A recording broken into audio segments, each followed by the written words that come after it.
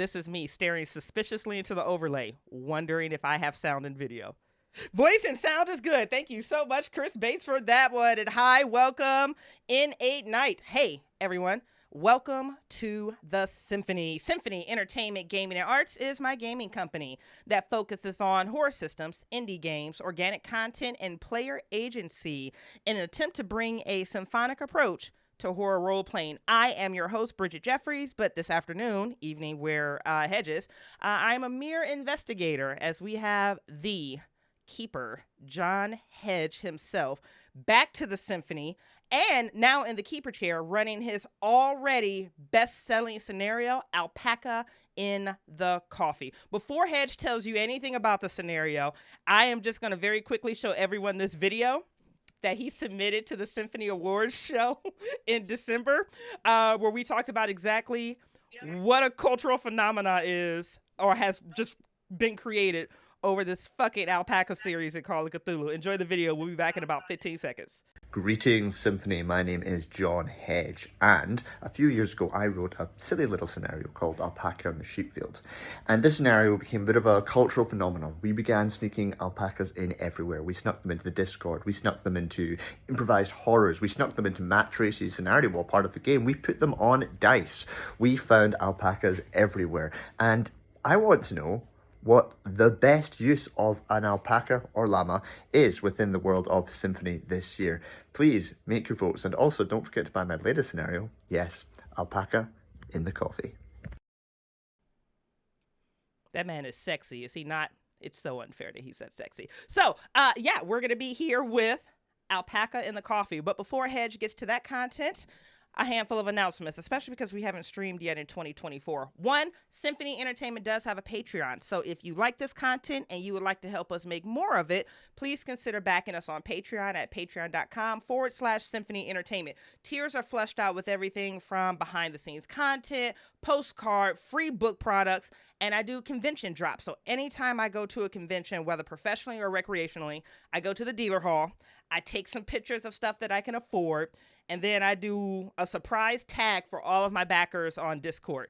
And it's literally a grab. We have done books. We have done queer stickers. We have done pins. We have done dice boxes. We have done dice. We've done ugly dice. And then when I was just out in Wisconsin, I know my butt was in Wisconsin. The food out there is really amazing. I did World of Darkness stickers. So if you want to get in on the action, if you want to join our Thirst Trap channel, there's a lot of thirstiness that happens there. Consider backing us on Patreon at patreon.com/Symphony Entertainment. I have hair in my mouth and it's really bothering me. I just want y'all to know that. We are hosting 3 giveaways tonight. It looks like we got confirmed with Hedge. 1, Hedge is offering a complimentary copy of this content, Alpaca in the Coffee. 2, Hedge is also offering the bundle experience, which is going to be Alpaca in the Coffee, Alpaca in the Sheepfield, and it's Alpaca in a Plane, right, Hedge? Yeah? Is that the other one? That's the last one? Yeah. You've been in them all. You should know these things. I have been in them all, and I have enjoyed them immensely. I'm delighted for this one. That Alpaca on a Plane is a trip. Y'all should really read that one immediately. And then the third giveaway we're going to be doing is another complimentary copy of Alpaca in the Coffee. This one has a little trick to it, though. The cast flyer that's been all over our social medias, the one that Carl made with the coffee beans, Hedge, because Hedge is Hedge, inserted secret alpacas through that entire flyer. I'm going to tell you right now, there's a lot more than the 2 you see in the corner. The first person who Discord messages me with the accurate number of hidden alpacas on that flyer, I'm also going to give a free copy to. I don't know the exact number. I know the number I got to, but we're going to let Hedge decide. So in order to enter that drawing... Yeah, you should circle them because, like, there's a lot. Oh, that's a good one. First person who sends me that gets a complimentary copy of the concert. This is why I like being around smart people. They help me feel smarter. To enter, you do need to be a follower of the channel, and you're going to be entering !Alpaca. To enter, I'll do the drawing at the end. And then I think that's everything for announcement, guys. So without further ado, let's unveil this damn cast. Cast members, please introduce yourselves. Tell us who you are, what you do, where people can find you, and today's question. This is Alpaca in the Coffee. So I'm tempted to do what's your favorite beverage or what's your favorite farm animal. But you know what? I'm going to put that on you guys. You can choose. So, Brent, starting with you, tell us who you are, what you do, where people can find you, and either your favorite bevy or your favorite farm animal. All right. Hi, everybody. My name's Brent Adams. I'm a licensed professional clinical counselor in Ohio. And so I've been doing that for like 10 to 15 years. I can't even remember. And I've been a huge tabletop RPG fan for almost as much time. Started getting into the whole thing with Pathfinder, D&D 3.5, if anyone remembers that. Moving into 5th edition, and got into Call of Cthulhu around the same time Bridgett actually got into Call of Cthulhu. Almost met each other at the same con. Right now, I've been live streaming on alternating Tuesday nights with Myth Brigade. Right now we're doing Vampire the Masquerade 5th edition, the Fall of London campaign, which is really good. In that one, I'm playing Dr. Henry Banajir. He's Bangladeshi. He's like a psychopathic, takes people apart sort of character. So I'm really digging deep into those counseling skills and trying to find my inner psychopath to be able to play this character. I won't say it's always fun. And so that's me. Next time we're streaming is actually on the 30th, Tuesday night. That'd be 8:30 p.m. Eastern Standard Time. So hopefully you guys will tune in and maybe check us out as well. That's Myth Brigade. Quick question. Oh, my favorite. Oh yeah, I need that. And then quick question: are you following the Twitch chat at all? I don't know if you are or you're not. You don't have to. No, my bandwidth. No. I love you so much. So I just want to make sure I can put that into the chat. Is twitch.tv/ just flat out Myth Brigade? Yeah, Myth Brigade. Yeah. Brigade. I can say words. Okay. All right, beautiful. I'm throwing that into the chat for us right now, and then back on to you for favorite bevy or favorite farm animal. Okay, so when I was growing up, my neighbor actually had goats, and those baby goats, like you go to at a petting zoo, favorite farm animal by far is goats, because they'll literally climb all over you for food, and it's amazing. I still love goats to this day, all the way. I love it, and I am fighting so hard not to make 1,000 jokes about climbing all over you for food. Because if that ain't Symphony, it's too easy. Low-hanging fruit be the best, though. Oh my God. Valley Girl Heather, baby, tell us who you are, what you do, where people can find you, and then for you, do you like being climbed all over for food? I'm sorry, your favorite farm animal or your favorite bevy? Well, yes, and we will get to that in the after talk. Hi, everybody. I am Valley Girl Heather. I'm Heather Ashcraft. I am one of the co-owners of Pick Up and Go Games and one of the creators there. We've been around for several years. You can find us at pickupandgo.games. We do simplified D20 RPGs. We are currently in the process of beginning work on our brand new D6 system called the Saber system, simplified adaptive brick D6 role playing. We're going to be running. Actually, I am going to be running several of the very first play tests of our new system coming up at GaryCon in March. Between March and April, it's going to be insane because I'm going to 3 separate cons. But yeah, that is in the works for 2024. I'm also a freelance TTRPG writer. January this month is all Cthulhu for me between here, my first stream with the Symphony. This is amazing. But I've also been a part of the Old Ways podcast as a cast member. I was Stasi from the massive Nartholep. I can never get that out of my tongue right, but I have lots of talents. Somehow saying a lot of those are not it. But don't take that the wrong way. Take it the wrong way, whatever you want to do. Or do. No one cares. Or do, whatever, you know. It's Symphony. So, but yes, I was Stasi. I also am part of the initial RuneQuest cast, the Day in the Stead that was out, and a new project that's coming out that I can't quite talk about yet, and might kill me for bringing this up. But anyway, so please check out the Old Ways podcast. Dig into that. Oh, it's gonna be good. It's gonna be good. I'm hopefully not dead meat by now. Go ahead. But beyond that, I am also one half of the dynamic duo that is Geeks Unplugged. My husband, who happens to be a retro video game collector, we started a channel that we go to conventions. We did with his collections. It started with video games. It's kind of expanded from there. So I do all of the video production, and we are working on getting our streaming channel up and running on a semi-regular basis. Yay! 2024 is going to be amazing. So right now, upcoming conventions, I'm going to be at Pick Up and Go Games is going to be, again, a GaryCon coming up here in March. Following 2 weeks after that will be for Geeks Unplugged over at Midwest Gaming Classic in Milwaukee. And then 2 weeks after that, my face may be seen around the halls in Ann Arbor, Michigan. So we'll see. So excited. But yeah, again, you can find us at pickupandgo.games for all of our products. You can find us we're on TikTok, we're on Facebook, we're on pretty much everything except the that dumpster fire that goes by one letter. So because we don't do dumpster fires. But you can find us Geeks Unplugged, Pick Up and Go Games, or you can find me at Valley Girl. I go by Valley Girl Heather, and my freelance is Valley Girl Designs. So I'm open. Send me things. He's like, send it. And Send it. Favorite bevy or favorite farm animal? Well, since my favorite bevy is coffee, we're just gonna that's just a given because. So favorite farm animal. God, I have to choose. So I am. Someone already took goats, so I'm gonna try and go a different direction. Oddly enough, I think chickens have the greatest entertainment value on a farm because you can scatter them, you can make them do very strange things. So I'm going to go with the chickens. That's a plot all by itself. Love it. Heather, welcome to the Symphony for the first time. We are delighted to have you. Same with Brent. Don't stop me now.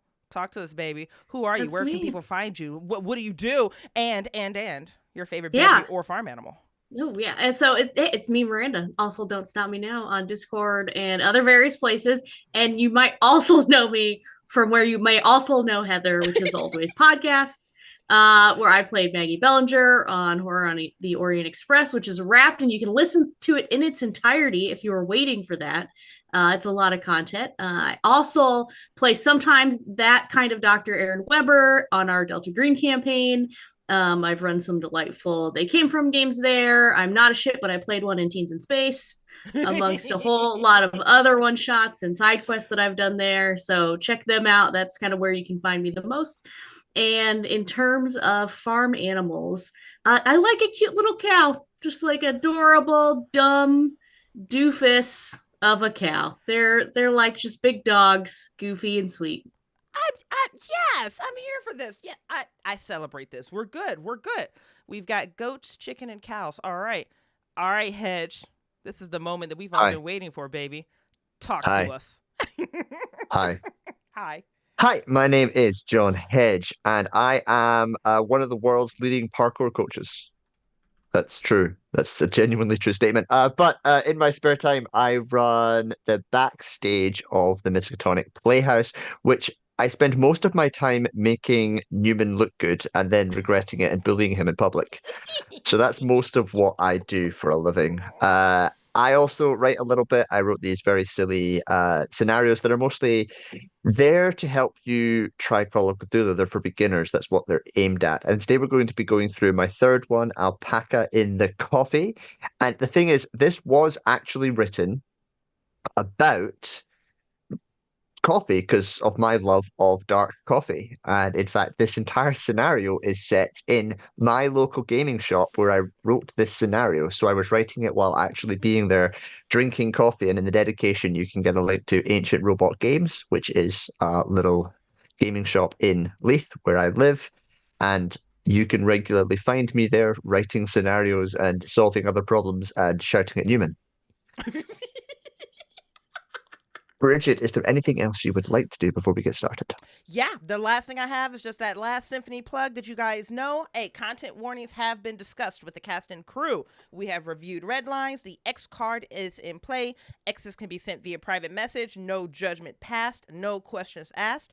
We will also be using the green, yellow, red traffic light method, which by far is my favorite safety tool. So with that little disclaimer out of the way, Hedge, we're in your hands, baby, or we're in your cup of coffee. We're on to you, boo boo. It is Friday night.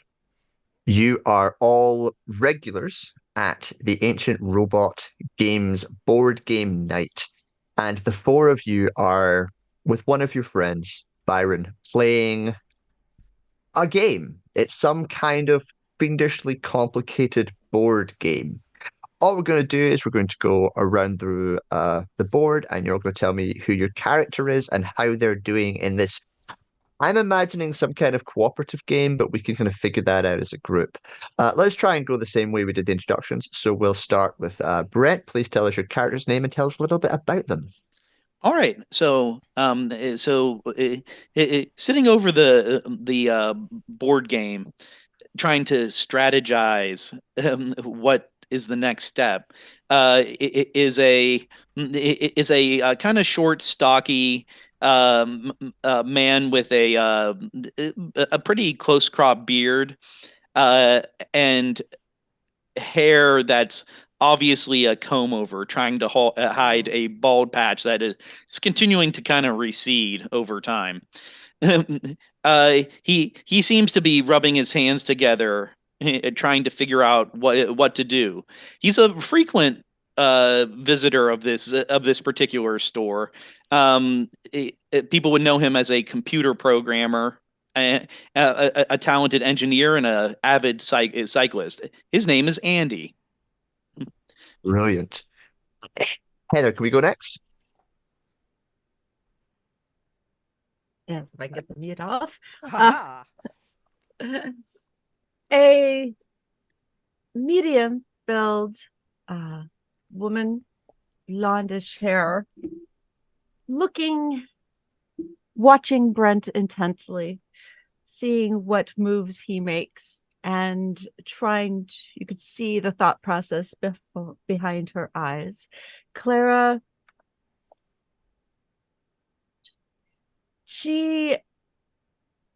jeans, simple t-shirt, an overshirt, and a olive green jacket over a very simple wedding band on her left finger indicates her current marital status.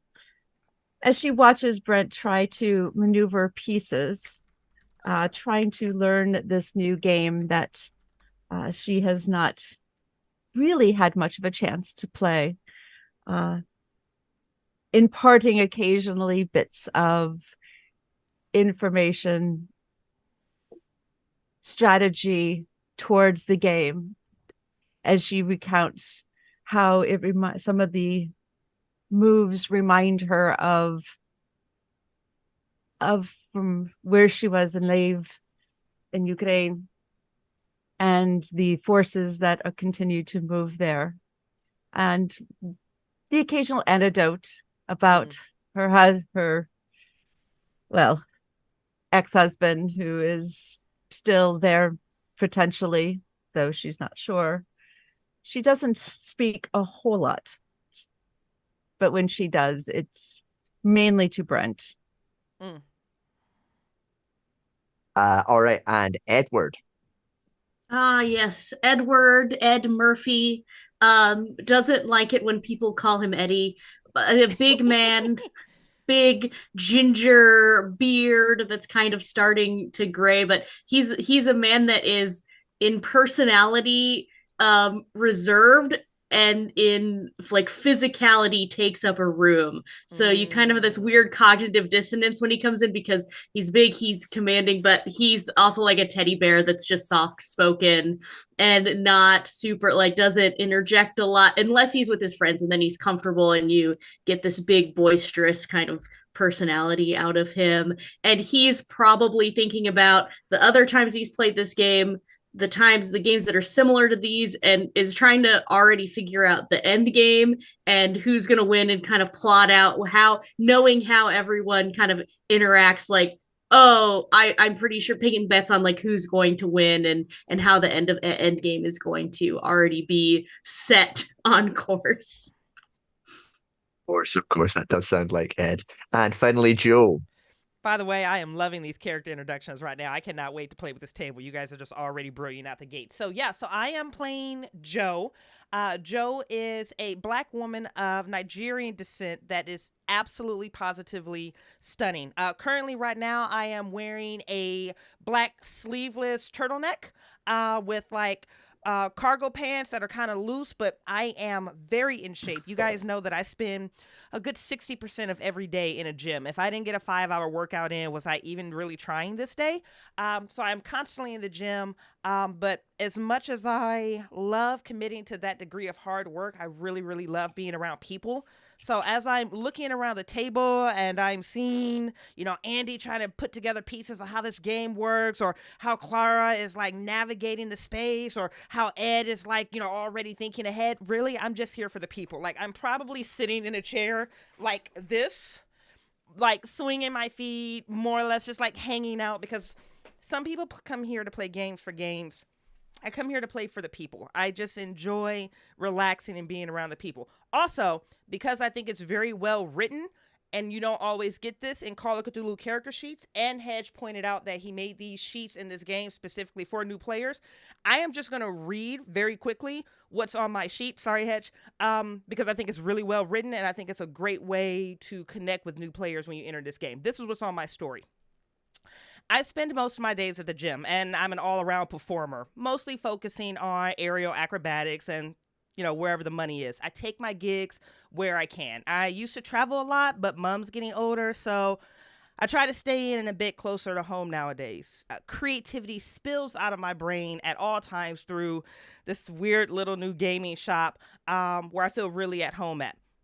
That's the flavor profile that he gives us to work with, which Hedge, honestly, take a bow, because that's brilliant for me to be able to pick up a sheet and go, oh, I know exactly who this person is. No, it's good. It's good stuff. It is good stuff. Thank you all. Thank you all. Yeah, it's fantastic.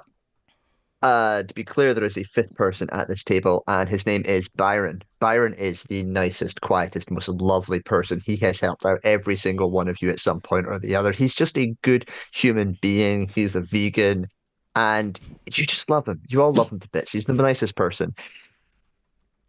Now, quick question. None of you are heavy coffee drinkers, but it is the evening. Have any of you had a coffee this evening? Oh, absolutely. Except I of course put a decent amount of sugar and cream in it. I do not like dark coffee. Okay, excellent. The rest of you are probably on tea or something different, or water, because if you're Joe, you drink a lot of water. And I just want to be very clear. This is the Symphony run of Alpaca and the Coffee. So all of these characters are drop dead gorgeous. And we're pretty sure that half of them are sleeping with the other half. And we'll work that out in the chat. I got my eyes on Joe.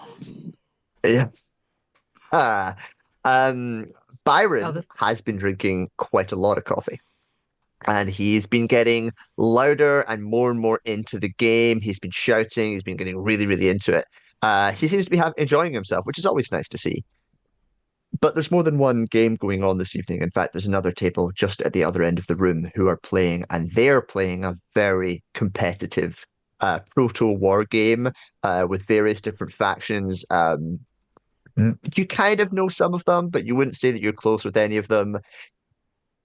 And the game is getting louder and louder and louder, and some shouting is going on, and it's getting aggressive, and you're all looking over, and then suddenly there's some really aggressive screaming just as Byron's trying to do a move, and he just gets up and he shouts, "Would you shut the fuck up. And he just dives and he charges and he attacks the other table, to which they just basically throw stuff over and a brawl breaks out all around us. Does anyone do anything? What happens? Ed Nothing. being Okay, so- trained in Brazilian Jiu-Jitsu would absolutely get in there. All right, Ed, what are you doing? Right now, Byron is attacking a large woman, and she is presently trying to gouge his eyes out with a spoon. Oh, I'm gonna try to get in between them and like pull them off of each other because I don't feel like it's appropriate for me to viciously attack this woman, but I also have Excellent. to protect Byron. She is bigger and stronger than you. But give me a fighting brawl. No, fantastic. I would love to. Wow, that escalated quickly. I know. Okay. It does. Going down. Ooh, okay. So that is a 40 and my fighting brawl is a 50. So All right, so you manage to kind of get in between of them, and you do manage to break them apart. But the thing is, just other people come flying over and smashing into you and rolling around. The three of you that didn't react, could I get sanity rolls from the three of you, please? Oh, wow. Okay. Oh, we are Escalated starting very like quickly. right at the top. All right. On a fail, I'll take 1d3. God damn. Already. I passed with a 10. Excellent. So yeah, for whatever reason, you're pretty chill. So I've got 1d3 from Bridgett. I lost 3, baby. I lost And 2. Heather. I lost 2. Excellent. Yeah, that was a little Ed. bit of a trigger. Ed, would you mind rolling me 1d2? You're going to take some damage as you're sort of stuck in this melee. So you're going to take 1 hit point of damage, someone just knocking you. Okay, and then what's going to happen now is it spills over onto your table. Your table goes flying up. You're backing off, and then turning around. Byron just takes a swing at one of you. Have we rolled luck yet? We have Not not. yet. Would Not would yet. all 4 of you please roll 3d6? I would like to know who got the lowest luck. Before the table goes flying, Clara would like to be able to grab her tea latte and her notebook, her trusty notebook that she always keeps near her to jot whatever You in. can have that. You can have that dexterity roll as soon as you've rolled your luck. Right. Okay. I got an 11. I believe you have to multiply it by 5. 5. Okay. 55. So 11 is 55. 75 for Ed. Ed's a lucky boy. He was a lucky guy today. 55 for Clara. God oh, Clara. damn it. It's 45. I've got the lowest luck. All right, Joe. Would you mind rolling me a 1d3? Yes, sir. Another 3. Byron is going to punch you in the face, and you're going to have a really good black eye in the side. And suddenly, his eyes that were just rageful at the moment go just like hop back, and he suddenly realizes where he is. He is suddenly realizing that he's just punched his friend, and he Byron. goes from aggressive and threatening to terrified. Could each of you give me a luck roll, please? Oh, thank God I made a roll. Success from Joe. Success from Ed. ooh, fail. Big time fail. Big time All right. fail as well.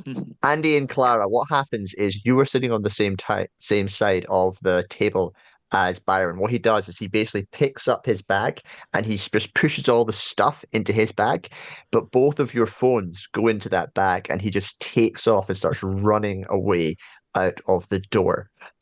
Let's go round and see how everybody reacts. Let's start with Andy. So I immediately, I'm like, don't worry. I think they have like a soda machine downstairs. I'll go ahead and we'll get something for your eye. I just look at Byron as he's running out. I'm like, you took my phone, asshole. and Actually, Andy, gesture. you drank the coffee, didn't you? Give me a power roll. Oh, Oh. shit. Oh. You drank the coffee, didn't you? Give me a power. I got an 18 under.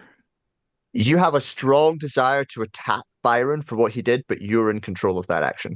Mhm. You don't have to. I might. I'm like, you know what? You can't just go around hitting ladies. I'm gonna run after Byron and try to tackle him to the ground.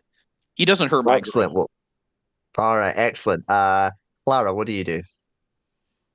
Uh, well, can I do that dex roll to see if I save my tea and my? Yes. Give me Let's. that dex roll. Nope, that tea goes flying, and my notebook probably clatters to the floor. And so my next move will be to probably scramble after to try and grab my notebook, because that thing is precious to me. It has all of my writing, and if I can grab that before getting hit with anything, then I will head to the coffee house counter and see if I can get somebody to get me some ice for Joe's eye. I have this lovely image of like chaos happening all around you, and you just slowly standing up, trying to grab the tea, and it just flying out of your hand. It's like, you spilled my tea. Ed. Wait till they touch my hair. Is there still the fight is still happening, isn't it? Yes, and you're still inside it. Yeah, no, that's exactly where I want to be, because this is my safe place. This is my home away from home. I can't have these guys trashing the place. So I'm gonna grab the nearest guy and see if I can, I don't know, get him in an arm bar or a nice rear naked choke. Just diffuse the situation, obviously. Yeah, so you're trying to pin people to stop them from fighting. I'm trying to fight All right, fighting with fighting. Yeah, so that's a fighting brawl. We're doing a maneuver. Okay. Somebody put that on the Symphony quote board. I'm trying to stop fighting with fighting. It's a 56 over 50. But I'm like flush with luck. I feel like I need to flush some of it out. So I'll spend 6 if I can. Yeah, there will be a benefit to spending that luck. Oh, I absolutely will. Yeah, I'll okay. Spend so it. Yeah, Ed, you're a big guy. This fight basically was breaking it. It was damaging stuff. A table's already been broken. A chai latte has been knocked across the room. And through this great armbar work and this, because you're just a big guy, you managed to get one of them pushed out of the door onto the breezy summer streets of Edinburgh. But the others very much are still fighting, but they kind of, because you're pushing them out, the whole thing spills out onto the street. It is sort of getting to evening, and up in Scotland, that means that even though it's 10:30 at night, the sun is still just finally setting. It's warm outside. There's a brand new tram line that comes down into this part of Leith. It's the hip part of Edinburgh right now, and it seems very modern. It's definitely the place where the cool people are for the moment. And as you push them out, the fighting sort of turns into rabble shouting at one another, threatening each other. But the whole thing begins to settle down. And this fight that just destroyed everything is being, for the moment, diffused and knocked out of the building, which leaves Joe, you standing in a mostly destroyed gaming shop in the center of Leith. What the fuck wondering just what the fuck just happened. What the fuck just happened? What? Quick question for you, Keeper. Is Byron known for violent outbursts? Is that his MO? Byron is probably the sweetest, nicest, wouldn't hurt a fly person you've ever met. Okay. From just hanging out here once every Friday, she's looking. I'm looking around the room. I'm looking at broken tables and that chai latte, and friends are running all over. 2 of them are out of the building, and there's just this thought that I have. Do I know if something is going on with Byron? Like personally, like my empathy is kicking on immediately. Like what could have started that? Do I know if he's going through something right now? I need a way to justify the fact that my face is hanging off right now. So you actually do have a connection to Byron. Why don't you check your sheet for that? And I'm just going to pivot back to what's happening with the others. So Clara, you are trying to get ice for Joe's eye. You managed to speak to the gaming shop manager, who's got the same face as you, just sort of confused. And as Ed comes in, he's like, "Ed, thank you so much, man. That was a really." I don't know what happened, but he's handing over the ice and he's wrapped it up for you. You've now got a little icy thing. And Andy, we'll come back to you, but for the moment we have Ed, Clara, and Joe standing in the middle of the destroyed shop. And stay out. Close the door behind me. And just start This is picking the stuff up. sexiest. This is the sexiest Ed has ever looked. Very Ooh. aggressive. Not a. Apparently I shut the door as if I'm spanking it. I As hate Clara does everyone. a double take, a triple take on the way back, and I have never seen Ed look in this manner. And then make sure that she is sides up to Joe and very gently places the ice pack along her eye, standing very close and making sure that are you okay? Oh, I dropped my head very affectionately onto her shoulders. Like, I don't understand what just happened. The fuck just happened? I wrap an arm around her and hold her close. I do not know. He's never done this. What is there something happening? Why did he attack? As we look around the chaos and what was left of the ruckus. Give me a spot hidden, Clara. Ooh.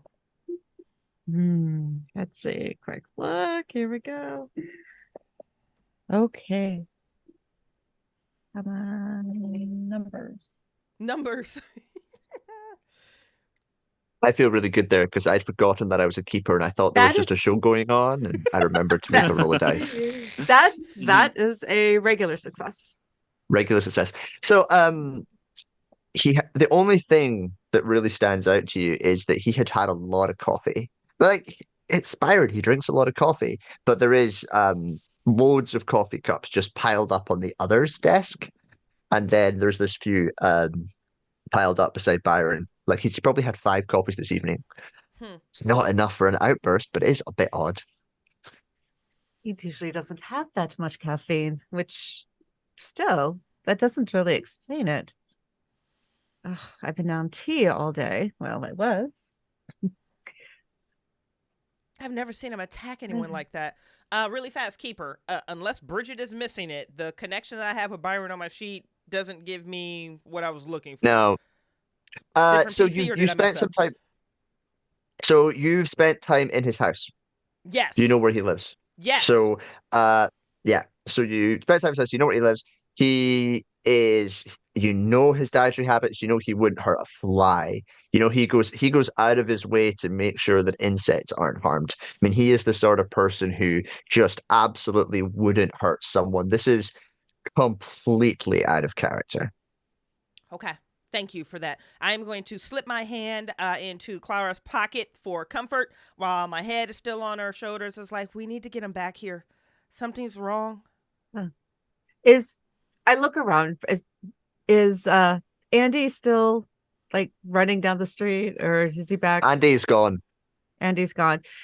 I think at this point I probably realized that my phone has also left the building, and I'll try to pull over to the side and pull up a chair off the ground and write it, and here, sit.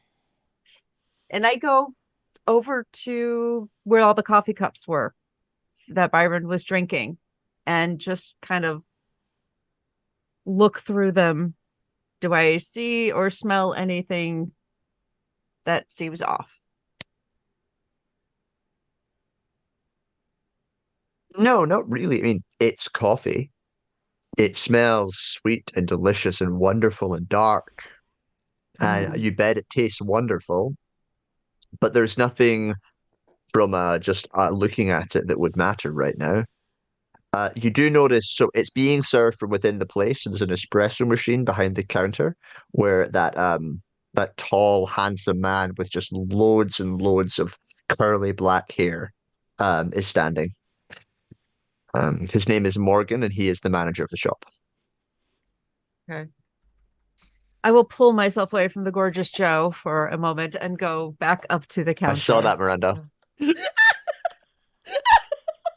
Okay, I'm going to just pause that scene there. Yeah. We will come back to it, and I want to deal with what's going on with Andy. Andy, you just burst out of the shop, chasing after Byron, who's just pouring down the street. What approach would you like to take to this chase? Are you going to just chase him as fast as you can? Are you going to try and stealthily follow him. What is your approach to this Yeah, chase? so Andy's really incensed and angry at him for probably busting up their fun gaming group. So I'm like, I can't believe you would hit Joe. What's come over you? I'm ranting and like almost like losing my breath with how much I'm like, you're such an asshole. Need to stop and turn around and make this better. I'm just berating him as I'm chasing I like him. this. I like this. So, all right. So that sounds. James, it sounds like a persuade. You want to see if you can kind of like slow him down with a barrage of abuse.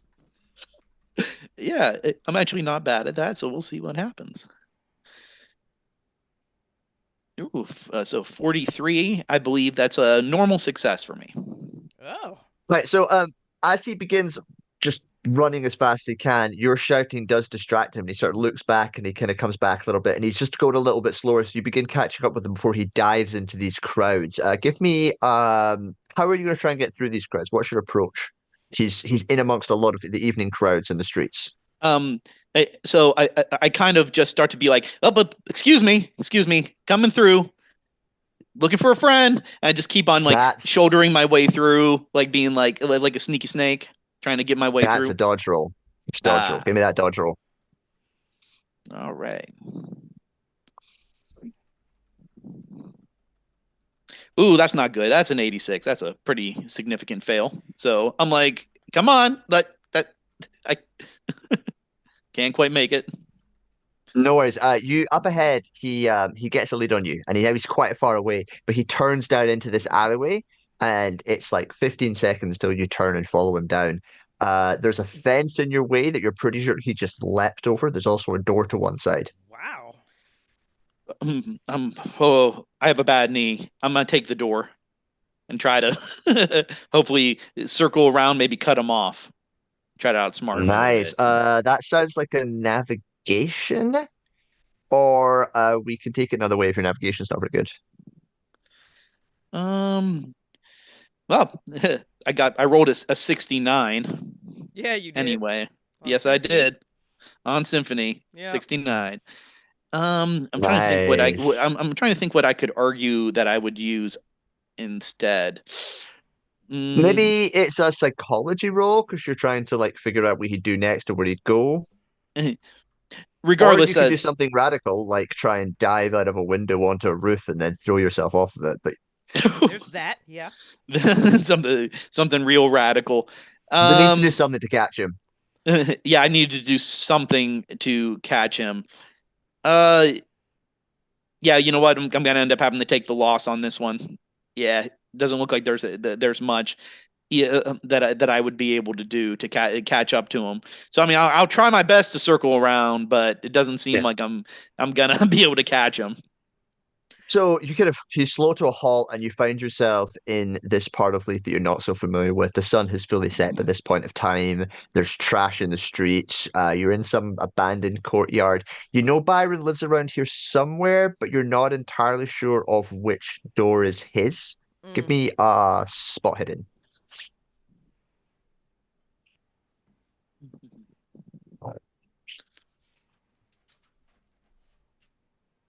Ooh, okay.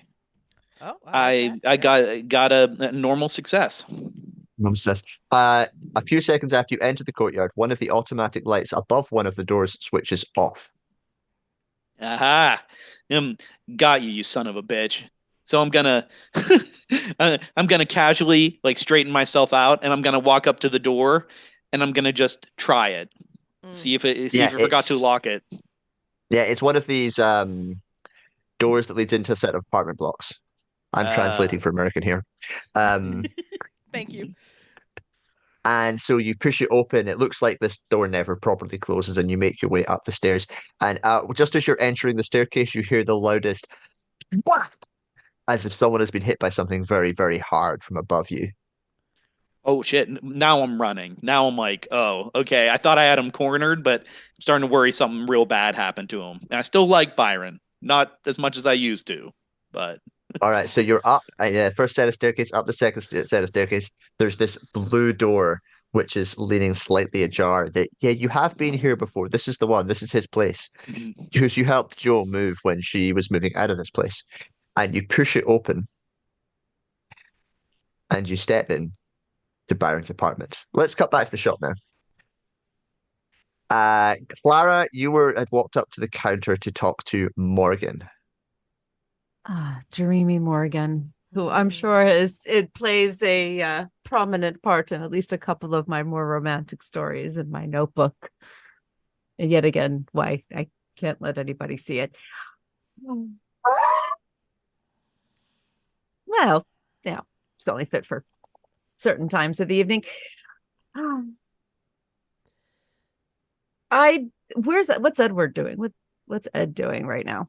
Ed's helping to get everything put back together, stuff that's been broken. I'm just kind of like gathering into one area and just helping to clean this place up, and kind of asking if Jo is still, if Claire has kind of gone away, asking Jo, do you know, is anything going on with Byron? I'm worried about him.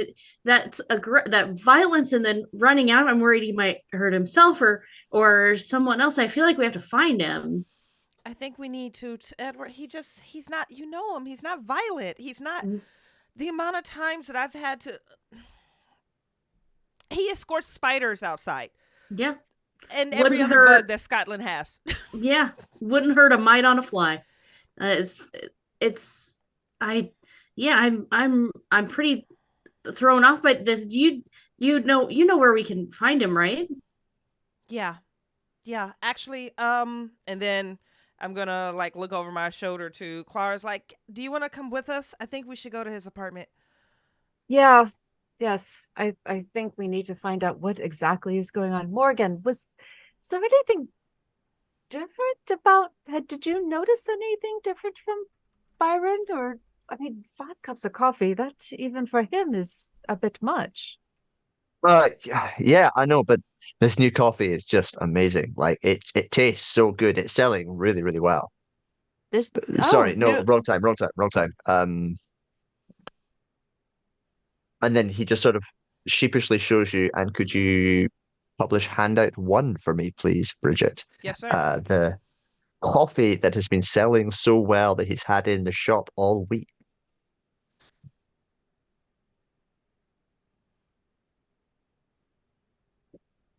Good to go. So Clara takes the bag and is looking over. I tend to stick to tea, but it smells good. Oh, it smells very good. This is new. When did we get this? Yeah, I mean, it's the talk of the town. I mean, this guy, he actually makes it in Scotland. So he makes in greenhouses here. The whole process is done here in the city. It's really awesome. You can check the back of the packet. Handout 2, please, Bridgett. Public facing now.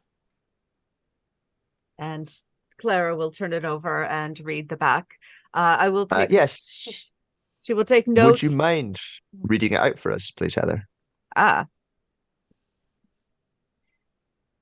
See, locally grown coffee. You heard that right? It went away. Oh, you're reading it off the stream and not your handouts. Hold on, it's back. Okay, sorry.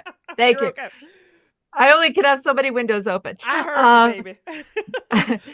You heard that right. Authentically grown and roasted right here in Scotland using modern hydroponics greenhouses and the unbelievable power of the sun. A modern Arabic coffee overflowing with fruity textures with the backdrop of a peaty fire. Every bean is handpicked by our expert farmers to create an experience unlike any other before, being transferred to our roastery, where our trademarked slow roasting technique brings out a unique flavor profile. Small batch, locally grown coffee keeps the carbon cost low and lets you experience your morning cuppa without guilt. Strength 4 of 5. Ooh. Wow. Now I want this coffee. You ain't lying. Heather wants it. So I will flip it around. Is there an address or any? I mean, it says in Scotland, but is there anything like more specific, like to narrow it down? Edinburgh, I guess. Any info? No, just in Edinburgh. Okay. So I'll take a look. And somehow I will almost feel reluctant handing the bag back to Morgan. Haven't Clara has never really been drawn to coffee, but this actually she feels the pull of it. But she shall hand it back and turn to Edward and Joe. Well, if we were to find him, we better find him before Andy finds him, or at least before they kill each other the way they're going. And I think he has my phone. Snap back Yes. to Andy. You walk into this apartment, and Byron's body is lying face down on the ground. It looks like his head has been smashed in by a blunt instrument. Give me a sanity roll. Oh, Wow. I'm like, Byron, are you okay? I made it though with a 12. You made so- it.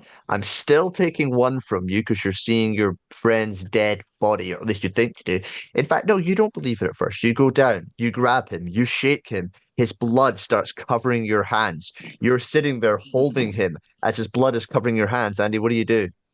I, mm, mm, I need to call my friends. I can tell he's gone, right? Like he's actually dead. As I kind I of mean, like there's look down at him. you can see his brain. Let's put it that Oh. way. Oh okay. yeah. So I'm like my phone. I gotta call. I gotta call Joe. She'll know what to do. So I go through his backpack because I know that he put the entire board game and everything else in there. Yeah, you're dragging all of this stuff out, and all of it covered in blood as your hands are still covered in the blood from his head. You pull out your phone, and you nervous hands pull it open. Speed dial number 1, of course, is Joe. So you ring Joe. Hold on? It's modern. Do you ring Joe or do you WhatsApp her? Really? I'll ring. I'll call her. Whoa. Okay, I this know, is personal. crazy. Joe, your phone begins ringing just as you're leaving the shop. I look down as I'm, flanked by Clara and Ed, and Ed. it's like, oh, it's Andy, and I answer the phone. I was like, are you okay? Joe, I'm in Byron's apartment. It's bad. It's real bad. I didn't do it. He's dead. Somebody killed him.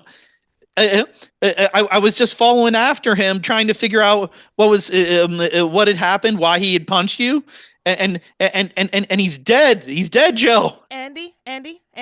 I suddenly regret putting him on speakerphone so everyone can be part of the conversation at this moment.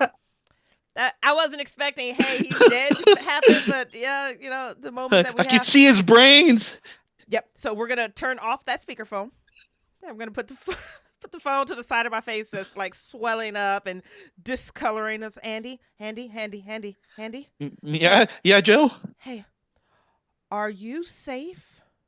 We're I immediately realize the connotation. I start to look around for the fucking murderer because I'm like I think I don't see anyone else in here.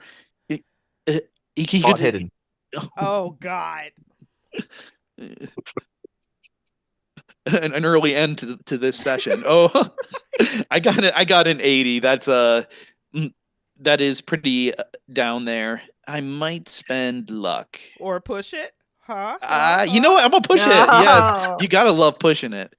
All right, so I'm gonna push it. That gets me. I got a 10. So that is a extreme success actually for me. That would have been fun.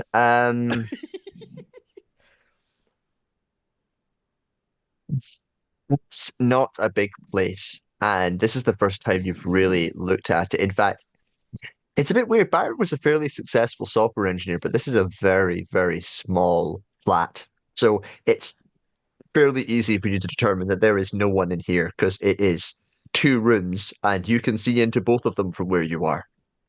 There is just no one else in the flat. The door is slightly open. You notice that there is blood around him and a couple of dots just by the entrance. I think whoever did it left. I'm covered in his blood, Joe. This doesn't look good. I need you guys to get out here. Andy, baby, we're on the way. Okay, we're gonna be there as soon as we can. We're on the way. And I'm gonna put the phone on my chest and look at Clara and Ed and like, the fuck do we do? Do we call the police? Do we not call the police? He says there's blood. He says that he can see his brains. I think he's alone. We need to go. We need to get there first, and then let's get there before Andy does anything crazy.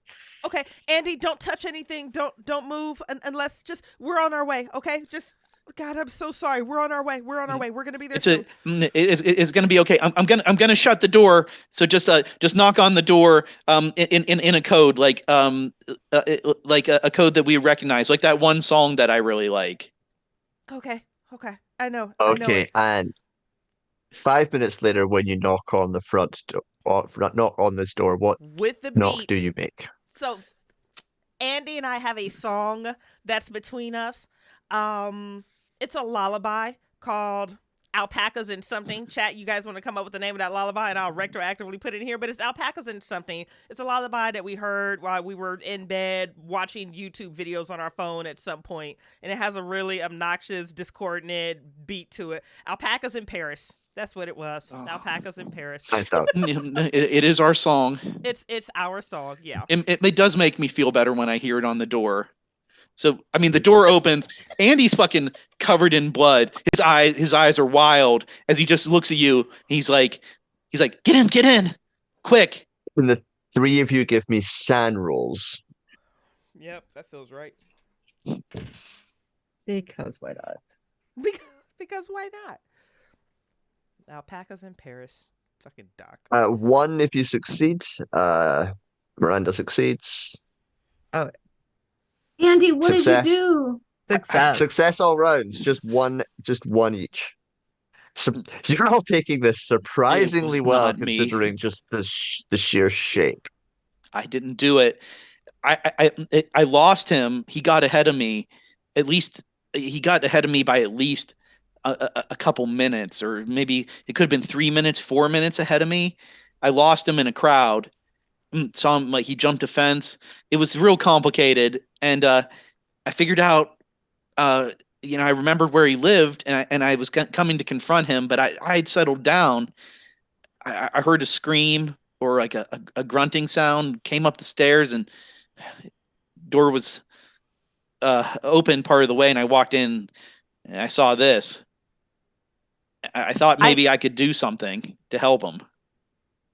I get close. I actually Ooh. I get close to the body. As you said, the head is kind of Caved in. Yeah. open. Okay. And I start looking, examining. I mean, this Clara is like a real life mystery, murder mystery is now upon me. So where everyone else is horrified, she starts getting almost a gleam in her eye as she starts to like try to be the detective in detective mode and starts examining the body and whatnot. Beautiful. Now you're focusing entirely on the body here, so I'll allow a medicine or a first aid, or if you have shitey rolls on those, I'll give you a spot hidden, but you'll get less information unless it's a hard success. Ooh.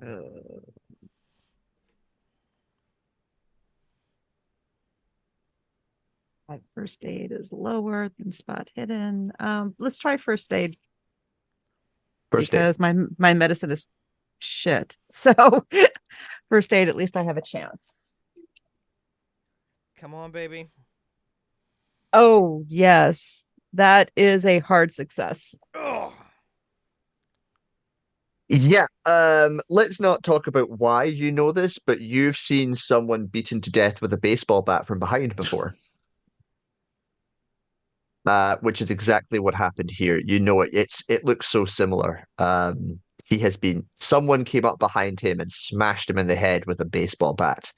You cannot see the baseball bat, but you notice and begin following out the door the drips of blood, probably from the baseball bat, as it walked back. and just in the basically in the small corridor area between the flats, there's one apartment on either side, and the drips just go towards the far door. And disappear underneath the door. Joe and Ed, would you give me spot hiddens just as you sort of have a brief look around?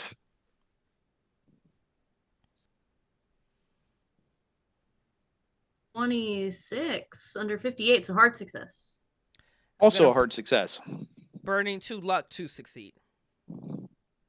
Okay. Guys, there's so much fucking coffee in this flat. And it's all that fucking alpaca coffee. And with that hard success, Ed, you find handout 3. Oh, Would you okay. put it up, please, Bridgett? Public facing. Public facing. Really likes his coffee. Apparently, well, Oh, he did. He really likes this alpaca coffee. He bought some. We bought like 3 here, but I drank some earlier tonight. It was really good. So, and it was very tasty. But I don't know, like what can we do? I guess we should call the cops but I'm all Yeah. covered in his blood. let's make sure we have all the evidence that we need first before we call in the police to ruin this perfectly good crime scene.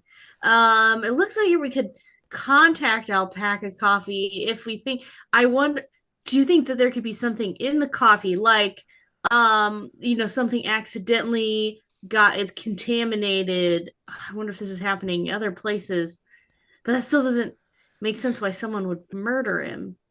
Like Hey, somebody. Joe, Yeah. on the way here, actually, you watched a fight break out outside an artisanal bakery, which you thought was a bit weird because they both looked like proper hipsters with the fancy mustaches and stuff. And it was really Yeah. weird watching someone looking like that just punching his friend.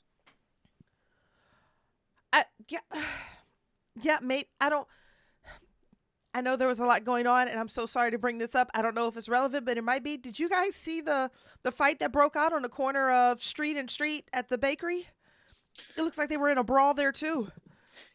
No, I didn't was see that that. I didn't see that, but when I was chasing after Byron, there was like a big crowd accumulating. Seemed like something was going down. You think? I mean, do you think that Ed's theory about the coffee being tainted, but by what? What could be in the coffee that would make people beat each other up and go crazy? Well, I don't know. Maybe someone put something in it, or it's something to do with the roasting process. But I feel like we should let them know. I mean, the corner of Street and Street has the lowest crime rate in the city, and I can't imagine that hipsters would be fighting there. So this is getting stranger and stranger. But first, we probably, as Clara strides back in, we should probably ask Byron's murder. That Wait. way. What? Where? See, this is why you watch the detective novels. Look, he has had his head bashed in by a baseball bat, and the blood goes, and I went that way. Eyes follow the blood trail that apparently is Oh. just like right across the hall. That makes a lot of It's- sense. It's not obvious. Like you'd have to roll like a hard spot hidden to figure that Okay. out. Okay. So just follow the finger. Oh, there is. But It's should we be doing that? well, at least we could find out what if this coffee theory is a case, maybe they have coffee too. If they don't, then we at least can determine whether or not we should call the police or if somebody bashed their head in. I don't know. That we should find clues. Yes, we should find clues. We should go. We should arm ourselves, right? Right, Joe? Yeah. You work out. Yeah. Because Because that's all the logic you need right there. Yeah, no, we should. So, Clara, you are typically always the smartest person in the room. So I am not doubting you. I would just really appreciate some clarity. How do you know it's a baseball That's a conversation for another time. bat? Okay. And she unconsciously spins, her fingers go to the ring and she spins it. She's just kind of fiddling with it as you could see the wheels turning behind. We can't get into another conversation about your past, Clara. I mean, we've talked about this a lot. We know that you were involved in some really weird things back in high school. What? Everybody knows it. Oh, you're right. It's not the moment, babe. Yeah, there's a dead Byron right there, Andy. Dead body, blood trail, apartment, weird coffee. I'll go get us weapons. My body is my weapon. You don't have to worry about me. Yes, that is true, Ed. That is true. He does spend a lot of time. Ed, have you already emailed that address? I've like gotten out my phone and I've started to type in Alpaca coffee. Just for clarity, that is a functioning email address, and I invite any of you to email it right now. Say word it is. It's on handout 3. Mm-hmm.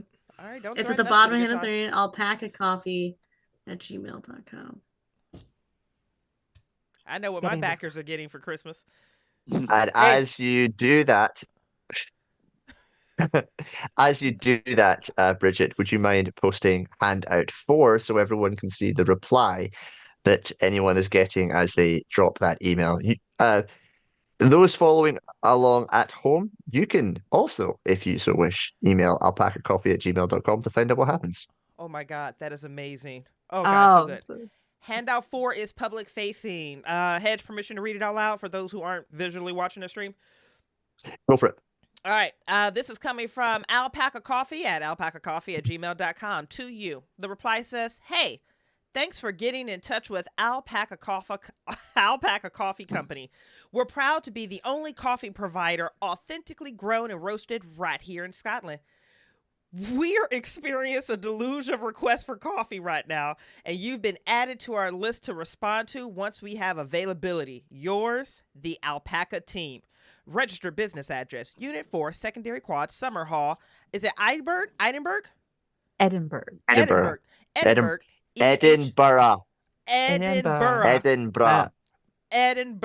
There we go. Put some respect on my pronunciations. EH9. Thank you, Bridgett. 1PL. You're welcome. I mean, it's a good marketing move, alpaca, and then the picture on the coffee. It's really good branding, right? It's really good branding. The way it ties together. It's sad that it might be killing our entire neighborhood. So are we going next door to confront the murderer, or are we going to go to confront the other murderers? We got to get. Byron would want us to find his murderer while the trail's still hot. Hey, isn't coffee like tropically grown? Yeah, traditionally, it makes no sense. You can't grow coffee in Scotland unless maybe you put some sort of substance on it, or a greenhouse. Like a greenhouse, right? That was on the back of that. Does that matter? Oh yeah, a big one. It'd be a big greenhouse, though. Well, if it's small batch, it might not be that big of a greenhouse, but artisanal. Yeah, I'm saying this as I'm walking across to the door that thank you. Clara pointed out with like a kitchen knife or like like a meat tenderizer. Talking loud to announce our presence. Yeah, absolutely. Does he have cleavers and kitchen knives? I'm assuming that are of reasonable sharpness. No. I grab a broom. He doesn't really cook. He's never been a great cook. Okay. He does have kitchen knives, but they're particularly blunt. Butter knives. Got it. He's got to have a broom. He's got a broom. Oh, yeah, he's got a vacuum cleaner. I'm bringing a saucepan, just like a pot. Right. Okay. Who's knocking on the door? Joe's gonna knock on Ed. the door. I'm gonna knock on the door as I look directly at Andy. Like, didn't you have some of that coffee? Knock, knock, knock, knock, knock. I did. I felt a little weird. There's no answer. Of course, there's not. Give me a listen roll, Joe. All right.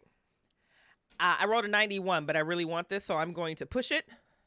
I'm going to look deep into Andy's eyes as I think about the fact that he enjoyed a cup of that coffee earlier, and he said that he felt weird, and I'm going to just like lean my ear to the door, and I'm going to look into his eyes and think about how much I care about him, and roll a 2 on the push. So that's a 20. Oh, you rolled a 2. I rolled a 2. Yeah, I rolled 2. Yep, I 2. Fuck. Yeah, there is someone trying to be very quiet on the other side of that door. There's someone here.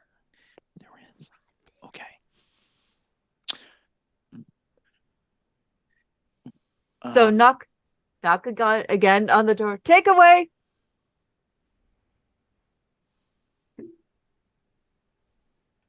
Food delivery? Just okay. I point to the handle, and then I like 1, 2, 3, and I open, like turn it and shove the door open, like I'm spanking it open. It's locked. Oh, shit. Well, then but I still do the same motion. I turn it, and my hand slips, and but the momentum's already been, and I hit the door. So he definitely knows we're here. Yeah. Well, he did already, but You hear the faint sound of a window opening. run down to go outside. Cut him off, and I'm gonna try to open this up with maybe mechanical repair. One of you is quite good at lock picking, Heather. So I will kind of bend down and take a look, and you see Ed spanking everything, and you just bend down. I see. so hot in here. Ed's got hands. I'm just saying. Big ones. And we all know what they say about big hands. Later. That's the celebration afterwards. We all live. Okay, so I kind of like, wait a second. And I kind of bend down, look at the lock. Let's see what I can. I go back into Byron's apartment, and I come back with a butter knife, or a fork. He's got to have a fork, and I start fiddling with the lock. Let's see. Oh, that is a 25. So, you know what? I'm going to push it and make that a hard success. Claire, you're really gonna have to tell us about your past one day. Right.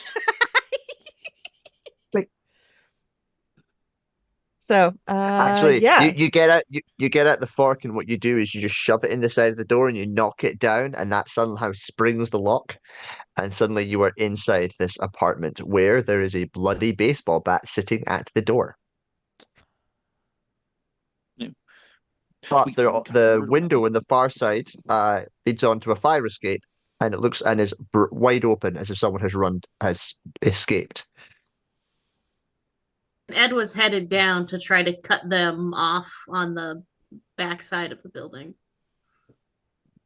Yeah, sure. Give me dexterity first of all to determine how fast you get down these steps. Miranda. Okay. I rolled a 32 under 35. Me, wow. Nice. Nimble when I need to be. Nimble when you need to be. Okay, now give me a spot hidden. Let's see if you spot this guy running off. Large hands and dexterous. 39 under 58. Right, yeah, so you do spot him just looking back, seeing that you spotted him and just flying off. It's this big, sort of aggressive looking man, but he kind of just running away. I will pursue him. Okay, I will come back to you in a second.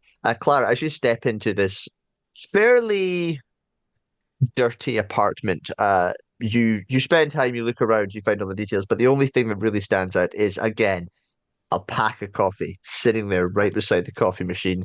Many, um, many unwashed coffee cups lying around. It's a bit disgusting. Ugh. You also This- see various holes in the wall where he's punched the wall. Whoever lived here is aggressive. Oh shit!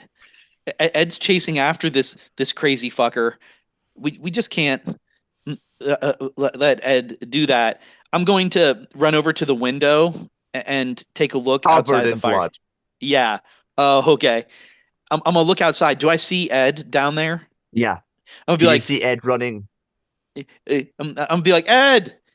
He's really dangerous. He's crazy. You can't take him alone. If I hear this, which I don't know if I will, you just hear in the distance, Brazilian Jiu-Jitsu is the most effective martial art. I know you keep telling us, but you can't always rely on that. Baby, we gotta go. Come on, Okay. we gotta go. We gotta go help him. All right, I we're think, coming down. Ed, Clara what is going to approach- become very, very strangely calm in this matter and very deftly pick up the bloody baseball bat as just very smoothly picks it up on the way out the door. Oh God. Whoa, this is spiraling. Brilliant. Okay, Ed, what approach are you taking to chasing this guy? In my head, what I picture is a lot of light in my face. It's very bright right now because the sun is it's right in my webcam.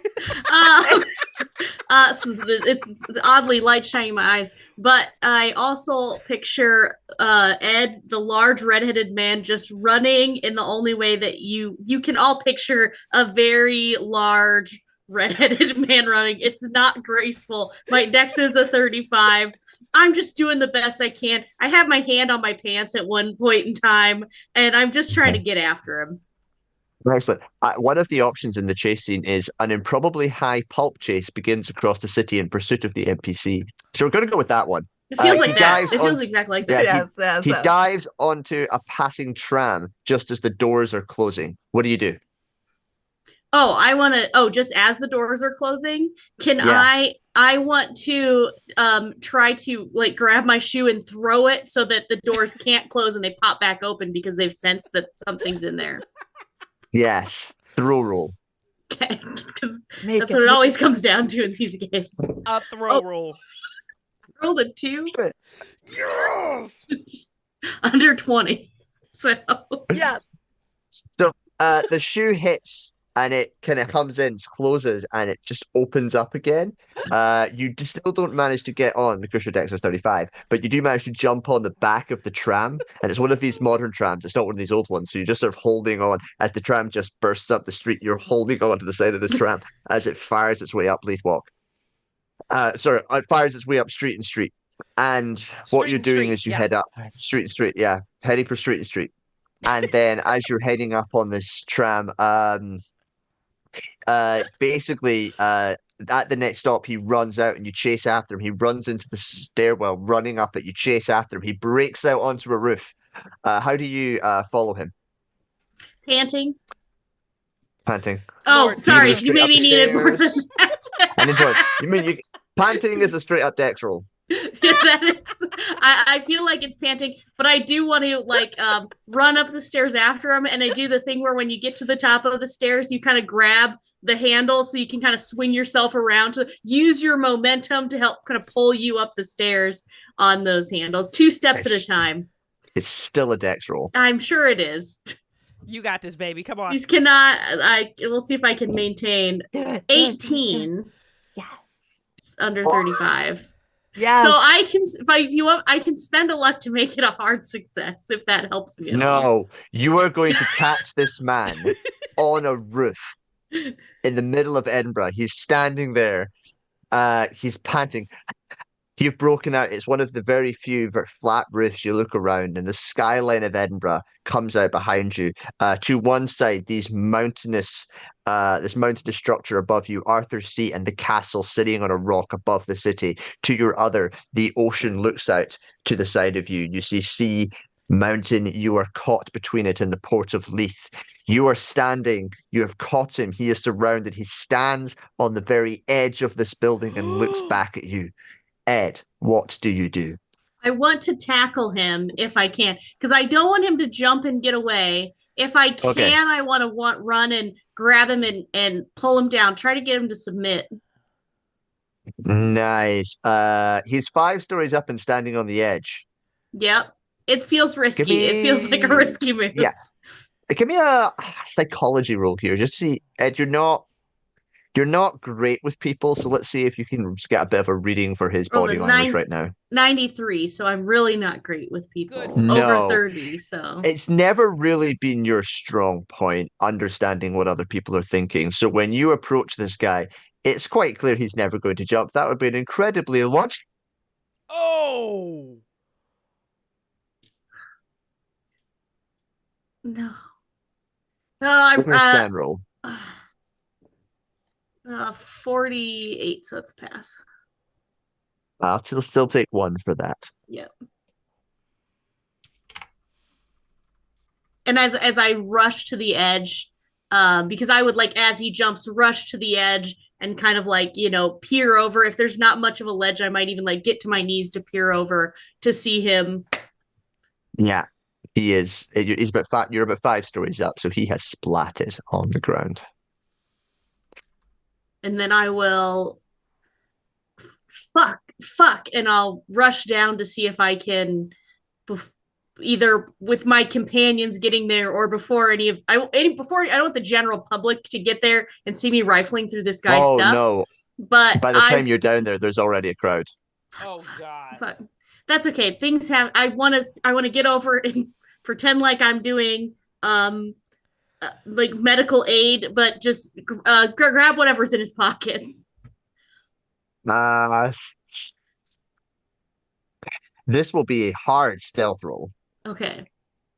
Sir, it's gonna be okay, and I'm like checking for a pulse, and his leg's the wrong way and his neck's the wrong way. There's blood everywhere. No, that's a 79. Even my luck won't save me with that. 79 over 20. I'll give you a choice. I'll say that either you couldn't get there through the crowd, or when you get there, you're going to be very obviously trying to steal from this man. I think I'll be very obviously trying to steal from this man. And because of the time, what I'm going to say happens here is Joe, Andy, and Clara, as the 3 of you arrive, kind of catching up with Ed, you see him being led away in the back of a police van. Oh, no. Hands tied behind in cuffs, and he is taken down to Leith Police Station. Oh, I didn't do it. I'm Potentially innocent. I tried charged with to murder. tell Ed you can't always use Brazilian Jiu-Jitsu for everything. But he Especially said if it's you're the most stealing. effective in the world. Is we're going to take a 5 to 10 minute break at that point in time. What a whirlwind it has been so far. Thank you all very much. And we will see you back here in 8-ish minutes, 10. Well, now I have to do it for 8. I 8. like 8. 8 feels good. 8 We'll see you in minutes. 8 minutes. It or feels whatever good. Yeah, it feels good. Mwah. See you guys in a little bit. See you bet. Yeah.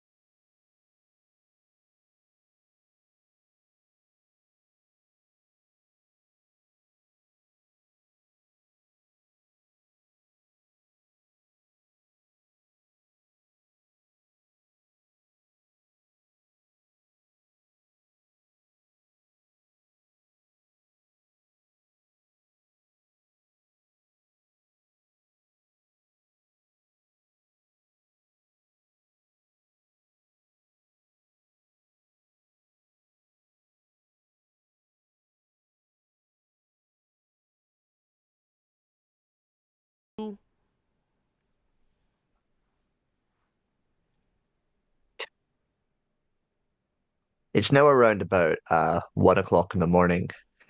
You were handcuffed.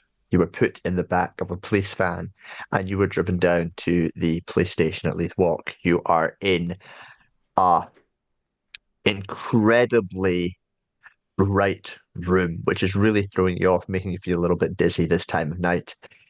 And two men in very sharp suits walk in. One places a coffee cup down on the desk and sits down opposite, facing you. There's a small alpaca on the coffee cup. He looks at you and he says, "Right. So, why'd you push him?" I didn't do it.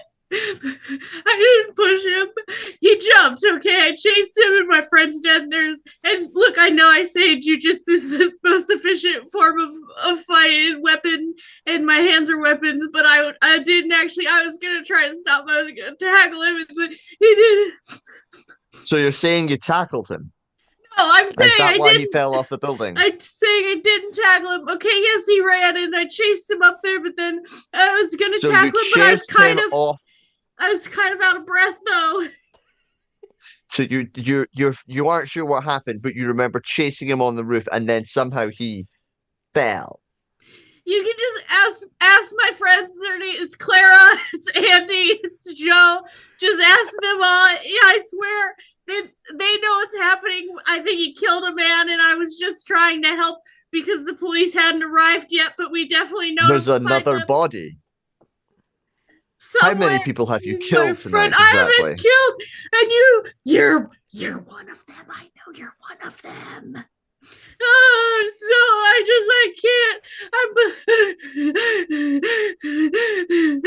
can't. You'll never take me alive. This goes on for a while. I think Ed sort of accidentally ends up admitting to both murders, and the police have pretty much got it on record. But something odd happens. But 15, 20 minutes later, there's a disturbance outside of the police station. Arguments erupt somewhere at the front desk, and the policeman who is interviewing Ed gets up and steps out to go and see what's going on. And the voices get louder and louder, and a fight breaks out. There are shots fired. Oh, God. Things are going very dangerously wrong. And the door to the interview room is slightly ajar. Oh, I would like to make it more ajar, my body sized ajar. I will be sneaking out, but if I'm handcuffed, I imagine I'm still handcuffed, so you just kind of leave you that way. We'll be hiding I think my hands mostly kind of for under my shirt a little bit. Yeah. Mostly for Bridget's sake, I'm going to say that you're still handcuffed. For safety purposes. For safety and thirst purposes, yes. And thirst. So I'm kind of hiding my arms towards the bottom of my shirt so that people can't really see the handcuffs. Try to get sleeves down and stuff.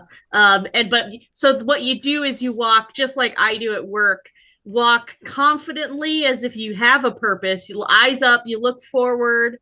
But it doesn't matter where you're going or what you're actually doing. You just have to look too busy for people to talk to you. But it sounds like people might be too busy fighting anyways. Oh, God.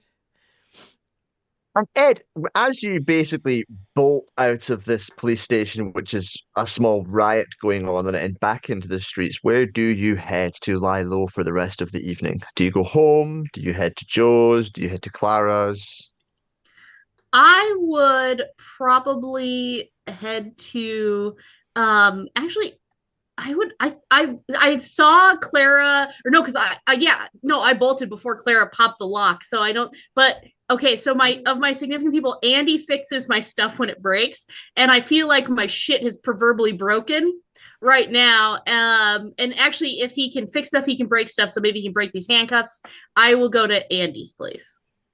So, Andy, can you just briefly sum up how your night ended? So seeing Ed getting carted off, I'm like, we're covered in blood. Yeah. Especially me and Clara. I'm like, my place isn't far from here. Let's go get a change of clothes, and then we're gonna have to come up with a plan about what we're gonna do. Okay? Everybody agrees? Go team. And I put my hand in. Yes. Okay. I put the baseball bat in. Ah. Okay. Ah! Byron blood on it. What? Mm. It's just blood. It's okay. It's not going to kill you, I think. And so, yeah, you've all ended up at Andy's house. Actually, you've cleaned up, you've sort of changed clothes, you've dumped a whole bunch of them, and you all settled down, one on the sofa, one on the air mattress, Andy in his room, and you've just gotten to sleep when boom, boom, boom. He's back. It's the killer. Wait, that makes no sense. No, he's definitely dead. Definitely. Who is it? It's Ed. Ed. Okay. Hurry up, open the door. I made it out. Some weird shit's going down. I'm gonna open the door. I'm gonna be like, Ed, how they let you out? Oh, thank God. Yeah, they let me out. And then I hold my hands up and they're still handcuffed. You escaped from police custody? How? Something happened. No, I didn't. Something's just really getting weird. There's like a riot at the prison, and don't worry, I didn't tell them anything about any of your involvements. But can you get these off, Andy? You got any bolt cutters or anything? Yeah, I go get a fork. I go get a fork from the kitchen. I think I mean I have some. I work on some electronics. I'm sure I have some like wire snips or something like that. But of course, Clara comes in with a fork, and I'm just like, all right. It's the fork again. Like, what is this fork stuff? Oh, Clara has a lot of skills that she just doesn't really want to talk about right now. Oh, that is a 93. That is not happening. So she probably bends the fork and destroys it. And... Oh, it's tighter now. It's tighter. No, it's looser. I want looser. Hold still. I think I need another fork. And I think we're just going to end the scene there. I think we're gonna need another fork. Of course. Well, you still have those on. Yeah. And it is the next morning. It's Saturday. None of you have work. It's probably brunch time. You've all probably slept in. The streets of Leith are a little quieter this morning than perhaps they were yesterday.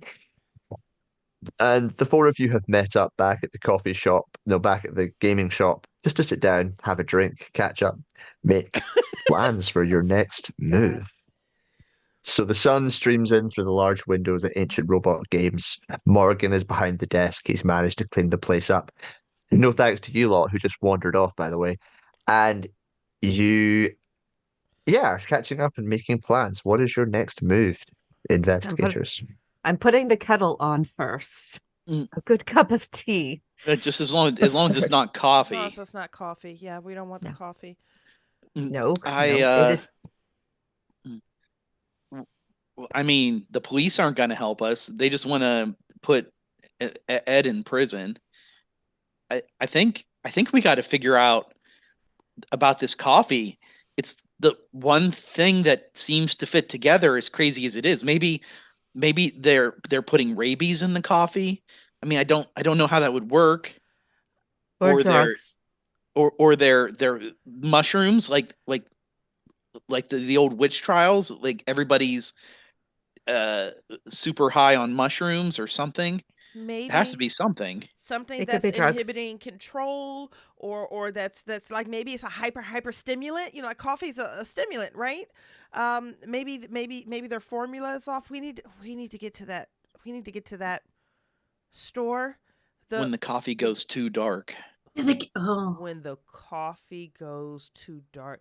You should write that down, Clara. That could be a good chapter in your next book. That is. Oh, she's already dropping notes, and we're gonna sell the movie rights on this story. Yeah, we have their registered.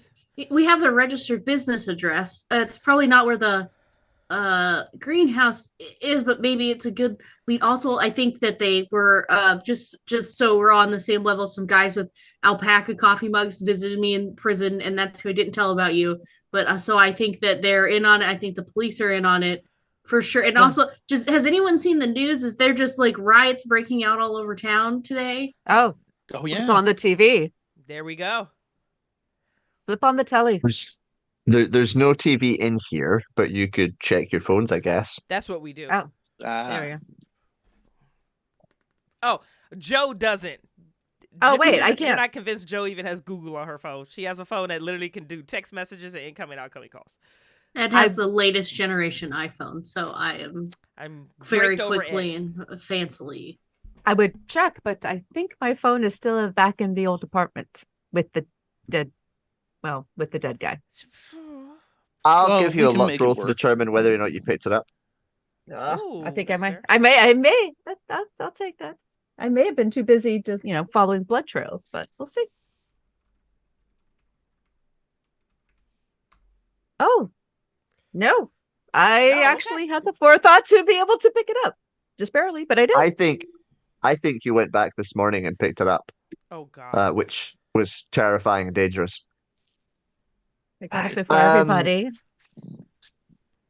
Yes. Well, the the main UK-wide news has nothing, but the local Edinburgh Live webpage has a number of articles about a small uptick in incidents and a couple of local stories and posts on various social media about violence and people getting violent, but surprisingly little traction or anyone really seeming to care very often. It is a city, it is late at night, Friday night, there was violence. No one is particularly surprised. But Ed, you stumble across the Instagram page for Alpaca Coffee, Uh-oh. which you can also just go and look at if you so wish. Instagram.com/alpaca coffee or at alpaca coffee. Are you serious? Which does seem to have a Totally. few posts. Are you effing serious? I'm doing those. I am too. I wonder if we could try to Feel find free to the- follow us. Wait, is it Instagram Alpaca Coffee? That's it? Yeah. Oh my god, I found it. AHLL. Oh, Your follow, I'm AHLH. pretty Okay.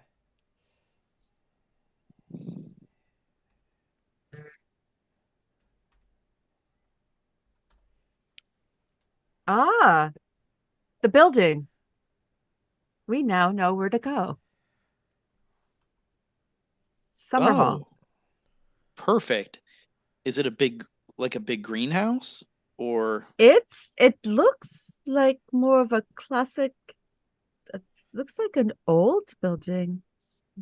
A beautiful stonework. I could see having an event here. no? Any of you who are Edinburgh locals, which I think is everyone except Clara, has some understanding of Summer Hall. It's a building on the other end of the city in the Meadows, which is the old up and coming area before Leith was up and coming.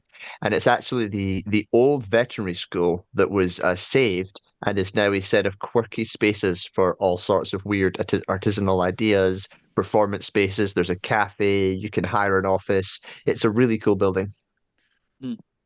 Although That is beautiful. this might be the administrative building, but not, well, I mean, if we can talk to someone who's actually in charge. It says, according to the Instagram, roasted locally right here in central Edinburgh. So, Borough. do you think it's actually made or in that building? Possible. It's possible. It's a shot. Let's Mhm. go find out. All right, everyone, jump into my Volvo. I'll drive us there. Oh God. It's gonna be a little tight. Just because I'll be killed if I don't do this. For Americans, the easiest way to pronounce Edinburgh is just say Edinburgh. Bruh. It's not Edinburgh. right, but it's not right, but it's close enough that it's kind of right. Edinburgh. There we go. Edinburgh. Edinburgh. Edinburgh. Edinburgh. Edinburgh. There We go. actually say burra, but you can just say bruh and you'll be fine. Bruh. Anyway, you arrive at Summer Hall. It's this frankly gorgeous old building. I'm just pulling it up to it in my notes. Yeah, it's It's actually from the 1900s. It's the confusing mixture of artist studios, venues for events, small business workshops, and walking around the building, it feels a little bit like traversing an MC Escher painting. Every nook and cranny has been filled with whatever odd business venture could be crammed into it. You get turned around a little bit. You have to go into the courtyard, into the sub courtyard, Oh. which is the second courtyard, and then you find Unit 4, which appears to be locked up tight. But next door, there is an artisanal bakery, and a woman appears and looks around as the four of you approach, and she smiles and she says, "Bonjour, are you here to buy some bread? Can I interest you in buying some of my artisanal, authentically French croissant?" Actually, we were looking for Alpaca Coffee, the Coffee Company. We are Yes. big fans. I think that he is based next door.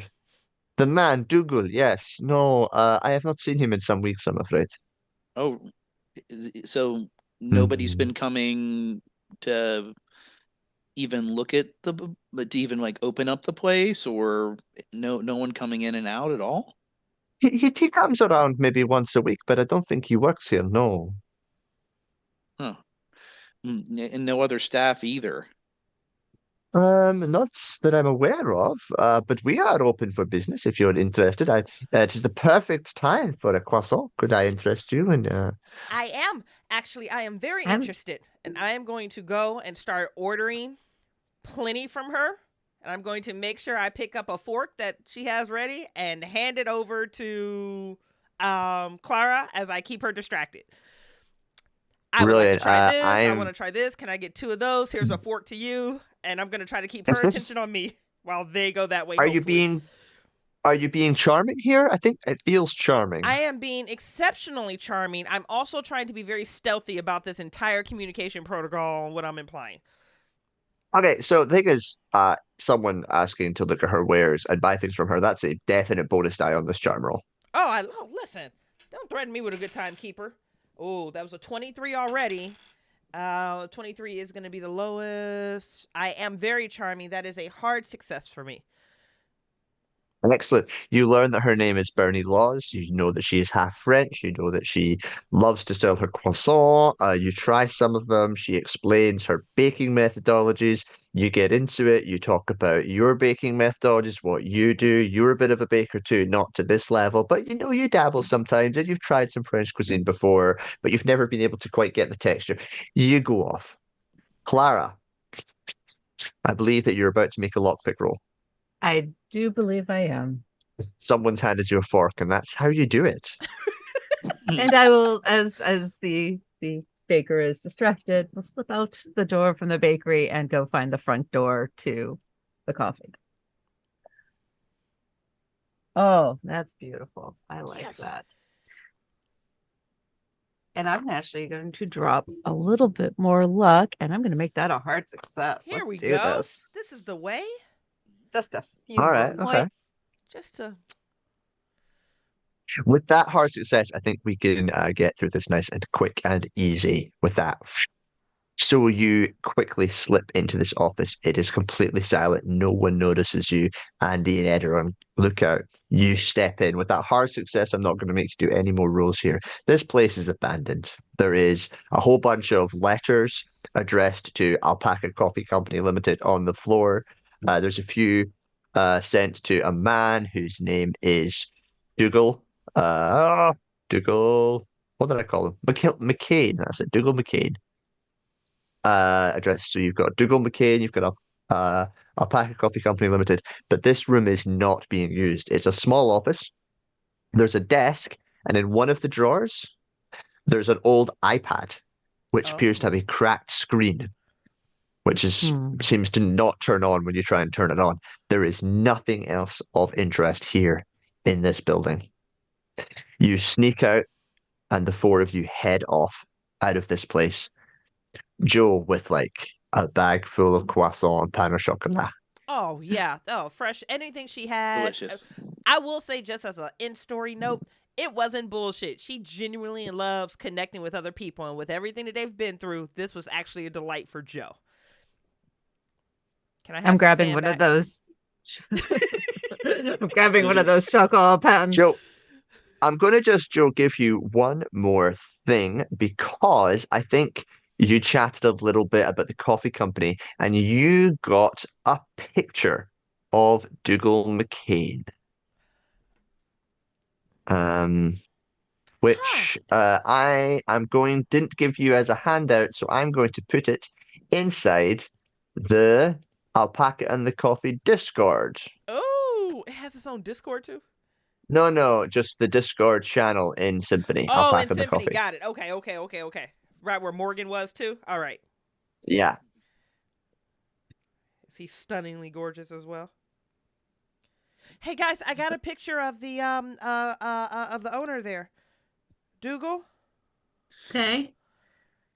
I don't know if Oh. that helps. Hopefully that helps. Was there Oh. anything in the office? Oh yeah, Claire, did Not- you mention the iPad? I bring everything. I gather up all of because obviously no one's been here for a while, so I'm going to gather up all of those letters, just pull them all together, grab the iPad, anything I could find, and I'm just going to, once we get a safe distance, as I shove a grab one of the croissant chocolate au Oh, these are pain good. and into my mouth.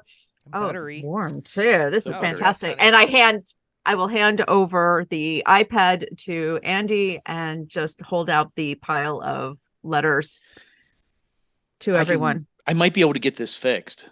It might take a quick minute, but yeah, let me get back. It may just need it just charge. That do. Where are you going to go to try and fix this up, Andy? You're going to I'll head probably home? have to go back to my house. Sorry, my apartment, where I have most of my stuff for delicate work. Oh yeah, the delicate work. So Andy is going to head back and try and get onto the iPad. What are the rest of you going to do? Clara?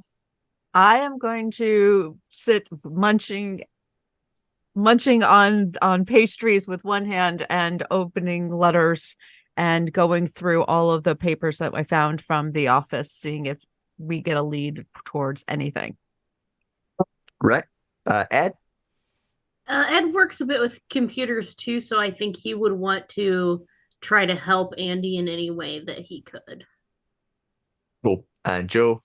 Joe is cuddled up either on top of or next to Clara, also eating croissant and helping with the paperwork. So we'll divide and conquer.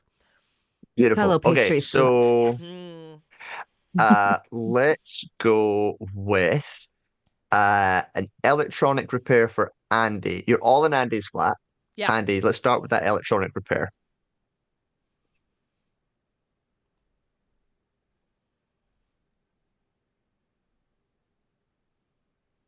Ooh, 87 out of 65. I don't want to break anything. I will spend 17 luck to make it happen. Okay. Big Whoa, Heavy luck. drop spender. it. Woo. Okay, so Big spender. it doesn't charge even when you plug it in to charge. But what you do manage to do is these days you have a laptop that you run Linux on, but you did have an old iMac, so you managed to plug it in and pull the information off onto an iPad. At which point in time, you huck everything into a Google Drive so that you and Ed can go through it properly. Now, the two of you are going to give me computer use roles to determine what you can find through this data dump. You will definitely find something, but it was really a matter of how long it takes you. Clara and Joe, you're going through the paperwork. It's mostly official bills Okay. and communications with the taxman, and there's some electricity and gas bills here, and a lot of stuff that's quite accountancy. So Okay. if you have any skills that you would like to particularly use here that could be of benefit, you can nominate them. Otherwise, you will get some information with a spot hidden.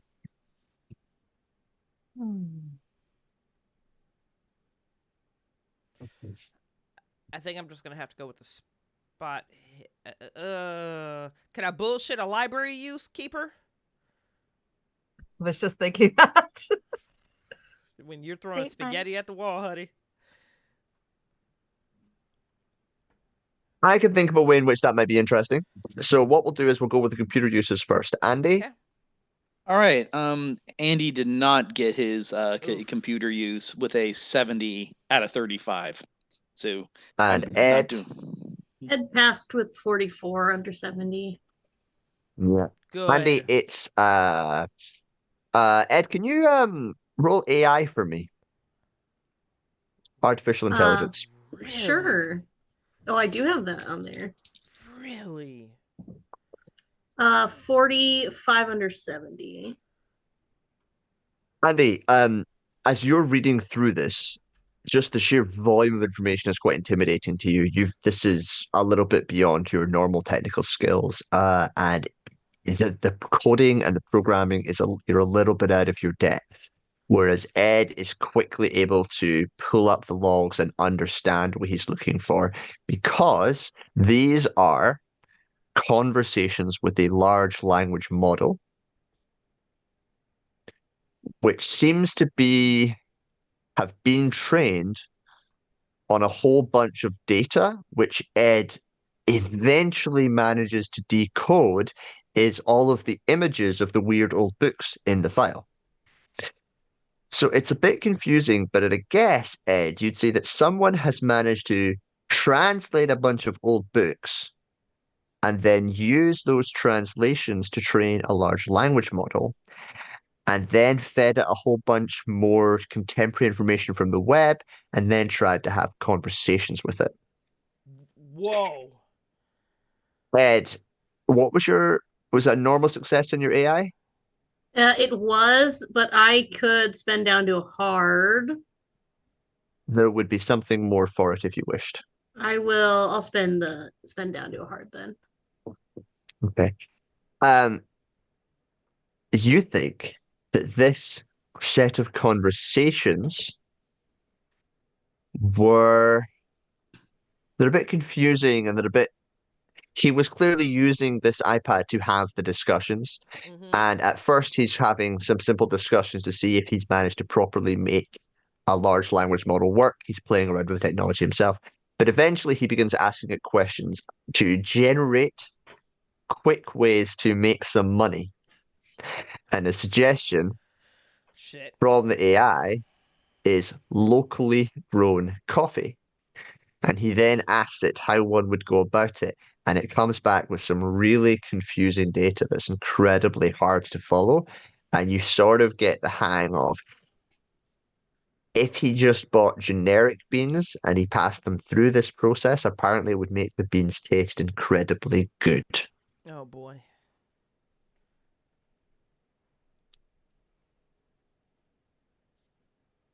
Andy, look at this. Look at this. Look over here. And I start explaining it all to him in kind of this weird roundabout way to try to bring him in, Andy. But look, he programmed all these books, and then this was some sort of get money fast Thing. scheme. But what's the process, though? He said that this thing gave him an idea of like putting these normal beans through a process. But give me an engineering roll, Andy, as you look at that data. Oh, interesting. I love the use of skills here. I got a normal success.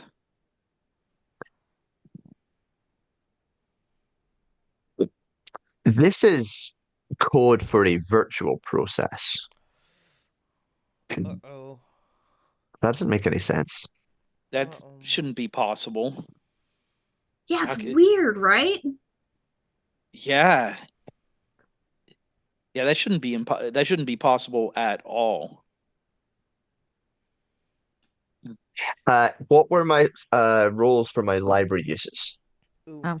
You know what? I'm going to go with spot hidden, just because Clara would, with her wannabe detective mind, would start to see patterns and put things together. So I'm going to go with that. I just outright failed. And that Yeah. is a regular success. It's a 55. It takes a while, which isn't bad because Ed and Andy spend most of the day Mhm. decoding and understanding this information, and your aha moment happens early evening, sort of 4:35 p.m. The bills were not for the summer hall address, they were for another address. Oh. And you notice that they only had a number and you didn't know what the number was. So then you had to track down what the number was. And so you went online and you were able to figure out the numbers corresponded to a now defunct address, which was added to another address. And it's a bit confusing. And anyone who's ever tried to work with Edinburgh and the way that they randomly assign addresses is completely different from your actual home address for reasons that no one understands. Will be very familiar with this. But you managed to discover a warehouse building a stone's throw from ancient robot games. Really?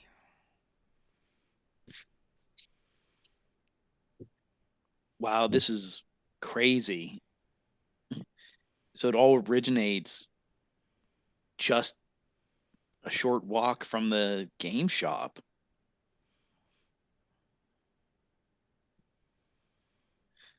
At least we know our next spot to check out.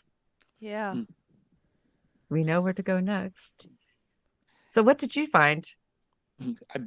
I'd be like, well, Ed was able to figure out this guy was inputting information into an algorithm, an AI, and it gave him a process to convert beans, normal coffee beans, into some fantastic tasting beans, but the process makes no sense. It's virtual. It's not anything involving anything in our world. It makes no sense. But he must have hit on something. Maybe we're missing part of it. Can I use computer use and have Andy and Ed point out the parts that they found so I could take a quick look? Yeah, absolutely. I don't mind. I'm willing to give you an occult roll here if you so wish, Clara. Interesting. There we Alright. go. That's even better. There we go. Come through, occult. Let's see what it do. And I'm going to use 4 luck and make that a success. So regular success. The pages that were translated, you recognize it. You don't recognize this language. You couldn't personally translate it because that's not a thing that you can do, but it's a variant on a language known as Old Enochian. Old Enochian. That would explain why it's confusing. This is not. This is a some version of old ancient Enochian. Where's that?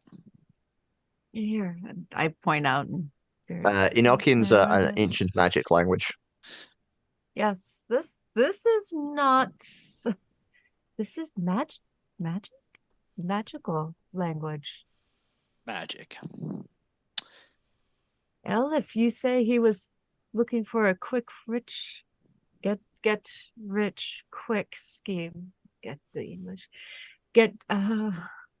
yes, it looks like he, whatever he did something, and I think we've seen it play out. I think we need to go to that warehouse. I'm not sure if I believe this whole thing about the magic stuff, but I mean, we're going to the warehouse, right? We got to see this through. Yeah, for Byron. And at this point, Joe is like Joe is not good with technology. She's not good with an accounting. She doesn't have a background in an occult. She has no idea what's going on with electronics. So at some point, she's going to like move her way out of their way and just support them from like the periphery. So I probably have dinner on at this point, or dinner is getting ready to be served at this point once we've gotten through the croissant. Oh. So yeah, I'm cooking for everyone. I'll support how I can. So I just want to recap from what I'm hearing from the three of you. So this guy wanted to get rich quick. He engaged with AI that told him to start a coffee company, but the AI wrote the formula for the coffee beans, but that somehow integrated with an ancient magic language. Was he just throwing all of his spaghetti at the wall on anything that he thought would work? Well, he trained the AI with these books. Yeah. But the AI must be on a server. That means that we take down the server. Like, I bet he has a whole server set up in that warehouse. And so all we got to do is we take down the server, we get rid of the AI, and the problems are solved. And we burn the coffee. We burn all the beans. And we have to see about the books too. If they are anywhere, the warehouse may be the location of the books that he used to train the AI with. And we need to get a hands on those books to see what else might be in them. Yeah. So, I mean, we should go ready for some real action here, because it's gonna be really dangerous. Okay. We hopefully we can find out where all the coffee was sent, because it obviously made it not only to the coffee house, but made it outside of the coffee, the game store. Made it a lot of places. It was at the police station, the artisanal bakery. The artisanal bakery, the corner of Street and Street. The neighbor that you pushed off. I'm sorry. Jumped. The neighbor that fell. We could have never seen it coming. And I know. I'm sorry. Once the supply's gone, people, even if there is still some coffee out there, I mean, and people drink it, it'll go away. I mean, people haven't stayed crazy, I don't think. No, and I think it seems like it's one of those cumulative effects. So they continue to take the coffee, drink the coffee, and then it acts. It's not like you drink it once and then one and done. It might be one of those things, because Byron had a lot of coffee in his apartment. Yes. And that coffee was really good. I mean, I've actually thought about it a lot over the last few days about how good it tasted. So I don't think I put my finger on his lips. You mustn't. I mean, what could one more hurt, really? Oh, it could hurt. I do believe. And I hold up the bat as a reminder. We finish up dinner and we're heading to the warehouse. Damn it. I'm taking my tools to dismantle a server with me. Although I guess you can use that baseball bat too. I bring some extra forks. Forks are good. Yeah, forks are good. Yeah. Plus, anything else I find that might be small and pointy that may be of assistance. Joe, here's your favorite dumbbell. I bring my favorite dumbbell. I'm pretty sure, Clara, that you have lockpicks at home. If we can stop by my apartment, I can pick up a couple of useful things. It's like I did bring 10 forks with me, though. So. That's good backup. Always good backup. Good. Yeah, we'll stop by. Yeah. So we stop by my flat real quick. I bow at you.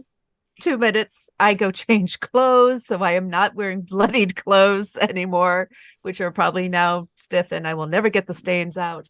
And grab a few useful things, including a set of lockpick tools. Yes. I like it. Keeper, I'm going to go somewhere and get 2 bags of Alpaca coffee. I don't know why, but something is telling me I should walk in this place with at least a couple bags of it. So if that means I have to just buy them from the game shop on our way, I am getting 2 full bags of Alpaca coffee to take with us. You probably grab all the bags. Morgan definitely overcharges you for those 2 bags. Did he overcharged me? Yeah. Yeah. But look, Joe, it's selling really, really well. Like and I'm really low. Like he's coming tomorrow, so it's been ages. Okay. Morgan, it's fine. It's fine. It's fine. It's fine. I'm, s- I'm, s- I'll give you some store credit. I'll give you board game night free next week. Deal. I'm still really hurt Okay. that you would overcharge me for this. Thank you, Morgan. She'll wink and blow a kiss, but I'm walking out of there with 2 bags of coffee. Thank you. Yeah, there's no obvious way to drive into the old industrial estate. Um, the pedestrian access road is blocked by garage cars spilling out onto the road.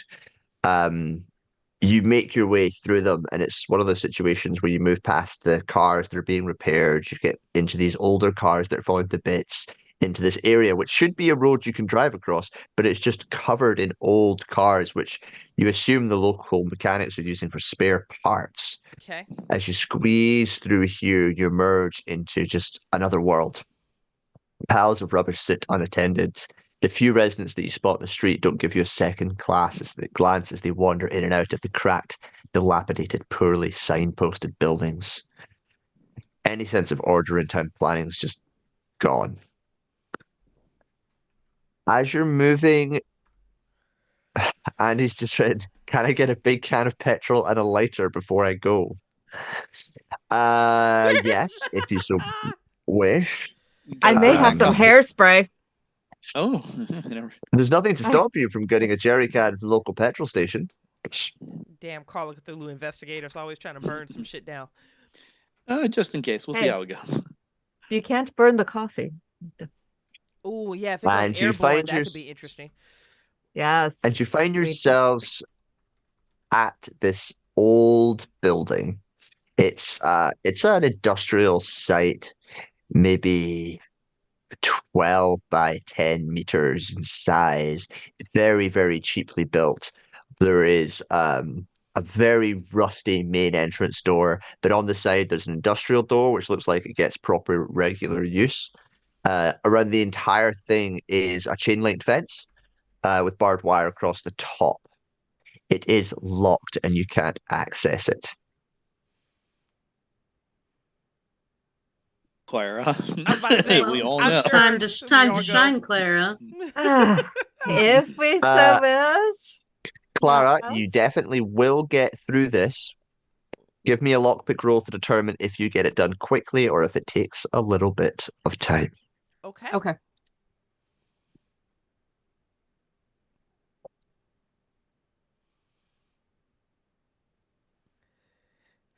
Oh, that's a 55 out of 41.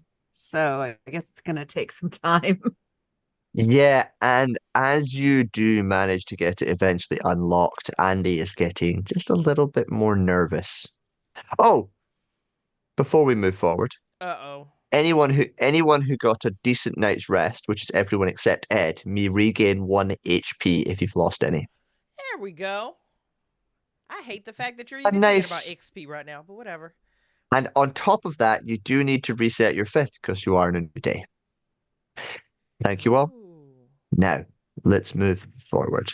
Clara, you do get this open, but Andy, you notice in the time it took Clara to get it open, a few more people have appeared in the streets around you.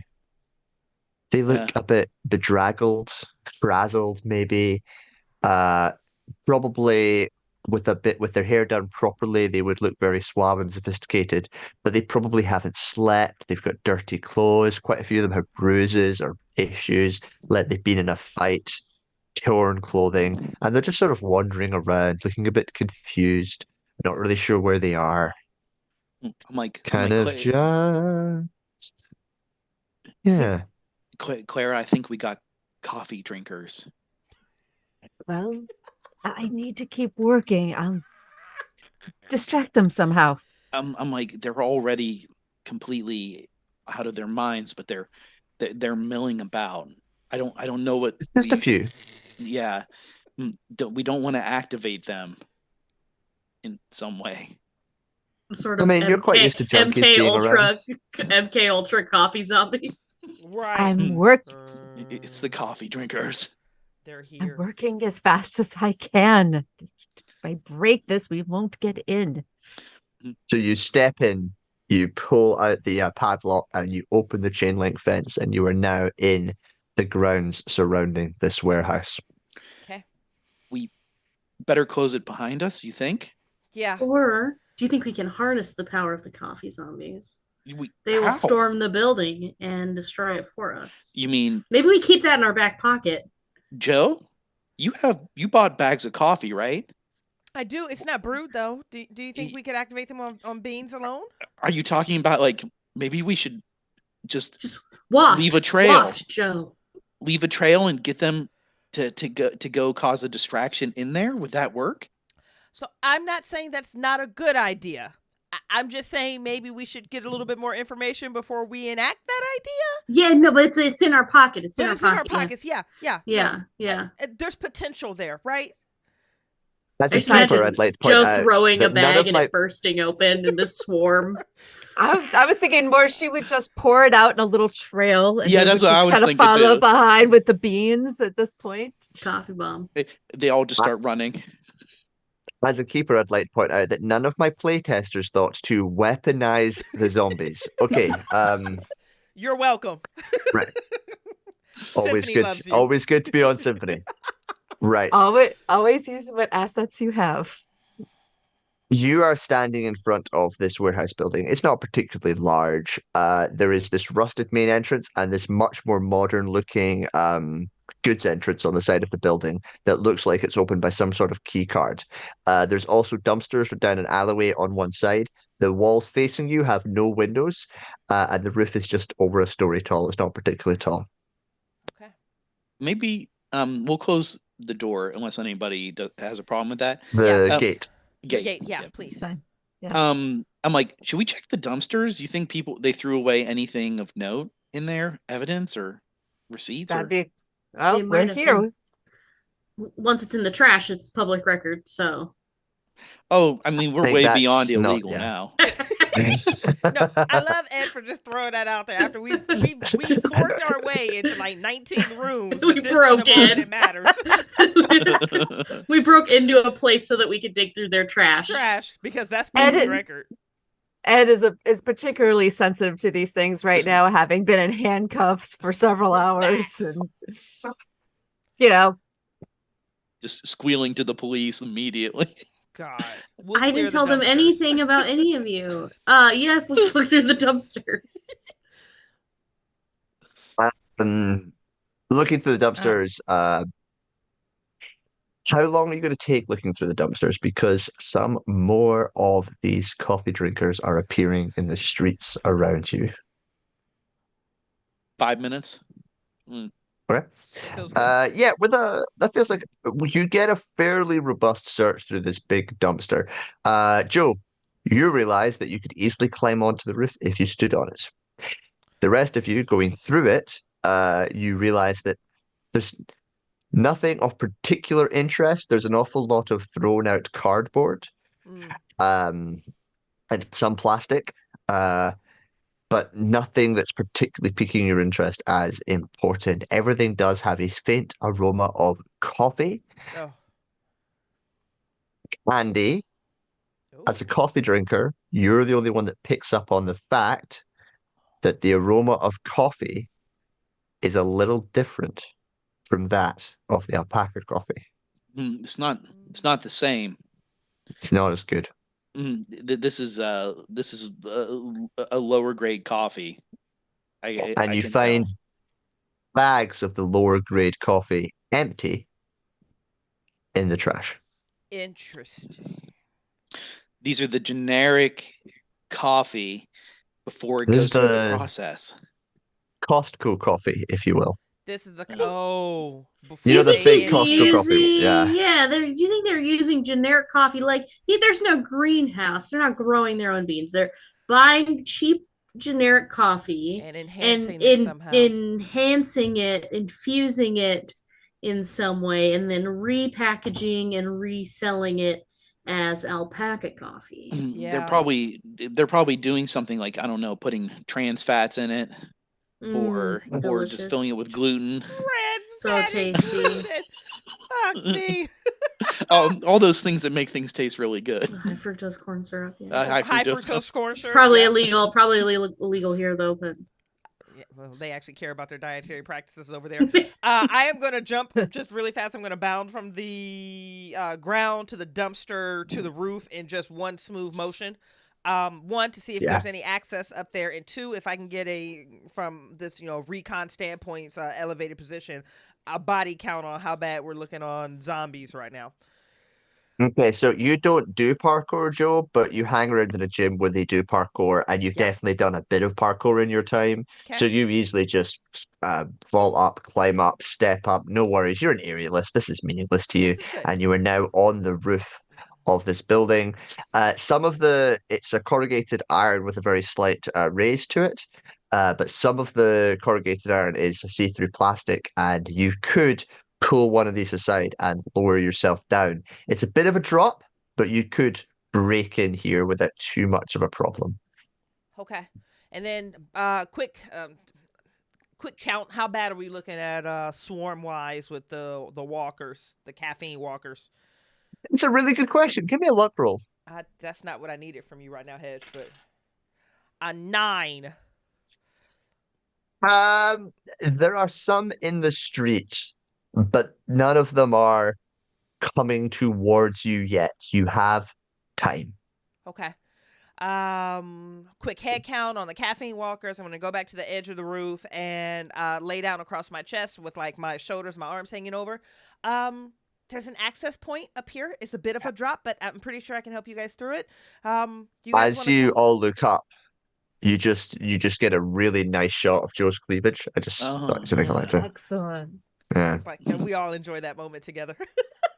Because Symphony... it sees Joe on the bridge, and everyone else gets the 1,000-yard, or Joe on the edge, and Ed it gets kind of this 1,000-yard stare, remembering the last time someone was on the edge of a roof. Oh no! The trauma. The Should have trauma. triggered.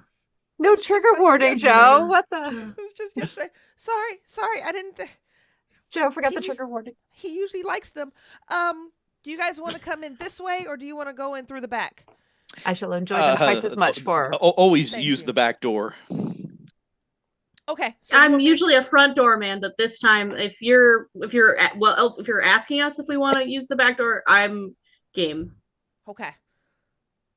I got lost in the flirting there, and I'm really sorry. That happens to me a lot. Do you want to come in through the roof, or do you want to come in through the ground? Let me. Oh, we specify that stopped way. flirting. That No. could be the ground. Oh, sorry, I thought that's what we were still doing. No, we can. I really enjoy it. It's one of the reasons why I hang out with you three. But I was just. You want me to come down, or are you coming up? Let me rephrase it one more time. Can you let us in from the ground? Well, it's coming up, if you know what I mean. Yeah, whether you come or I come, I prefer it if we both do. We can meet in the middle. And we could come from different angles and just all pile on at If we all one get there location. in the end. As long as We we all all- come together, I'm happy. I guess we'll meet in the middle then. I'll have to fork at least one entrance. Okay, but how are you getting into this building? Oh, we're talking about the building. Oh, sorry. Oh, okay, sorry. Plot. A real plot. Okay. Why don't you go in through the roof and we'll go in through the ground floor? Does that work, or do you want to come down with us? It's I'll splitting fork up seems like a low, bad you idea. drop high. Okay, we can do that. It's just splitting up always works really poorly in horror movies. I was just wanting to point that out. And we're splitting The up like three and one. Right. Well, So- the question is, would Ed be willing, like with this now latent trauma, be willing to even go up on the roof? So Ed- I mean, Ed's- I could take I Ed like in it. through the door. Ed will go up on the roof, but every once in a while he'll pause and the ground will look very far away and there'll be that kind of zoom shot, and then he'll breathe deeply because he has to do it for Joe. It's worth it for Joe. And he just, yeah, Joe, it's okay, Joe, I'll be right there, Joe. And then he'll make his way up. Okay, so you know what, Ed, we will be there to support you every step of the way. This is the best polycule ever. That's how it ended up. We are so supportive of each other. Okay, so for what I'm hearing, Keeper, I think we're helping everyone up, and then we're all dropping down. Excellent. Okay, did any of you bring any rope or any other way of dropping down, or are you all going to make a jump roll and hurt yourselves? Hurt ourselves. Oh, we can all take our clothes off and make a rope. And we can body rope it too. I can help lift people up and down. Oh, I'm yeah. strong. That is a thing that you can actually do. Yeah. I mean, you gave me a damn near a 70-something strength. She's fine. Mm-hmm. Yeah. So I'll help lift Okay. and lower. I was a little lost in the sauce, so the fact that we're gonna have to jump off this roof is just extra traumatizing We started for Ed. flirting with each other. But and we're No, it's laughing okay. and everything. Just, we- you know, we- we're just this is actually important for my therapy for me to That's get true. through it. I have Took to him jump. fronted. Yeah, and Yeah. we all Confront your know fears. and we all know that Joe is the dommy mommy of our polycule. So I mean, Absolutely. And pastry slut. So, you know, And she pastry provides. She provides. We just- we Got it. we eat it. Got it. I We really I understand. appreciate the ways you guys support and stand with me. Thank you. we eat whatever Joe puts in front of us. Even if it's Joe. All right, I am helping people onto the roof, and I'm Especially helping if people it's down Joe. the roof. They're sliding up and down me. Right. Okay. What I'll do with that is I'll take either a jump or climb roll from each of you to descend here. Okay. And the way it's going to work, it's going to be very simple, is if you fail this, you'll take a little bit of damage as you drop in, but it won't be severe. Okay. Unless you fumble it, and then someone might break their leg.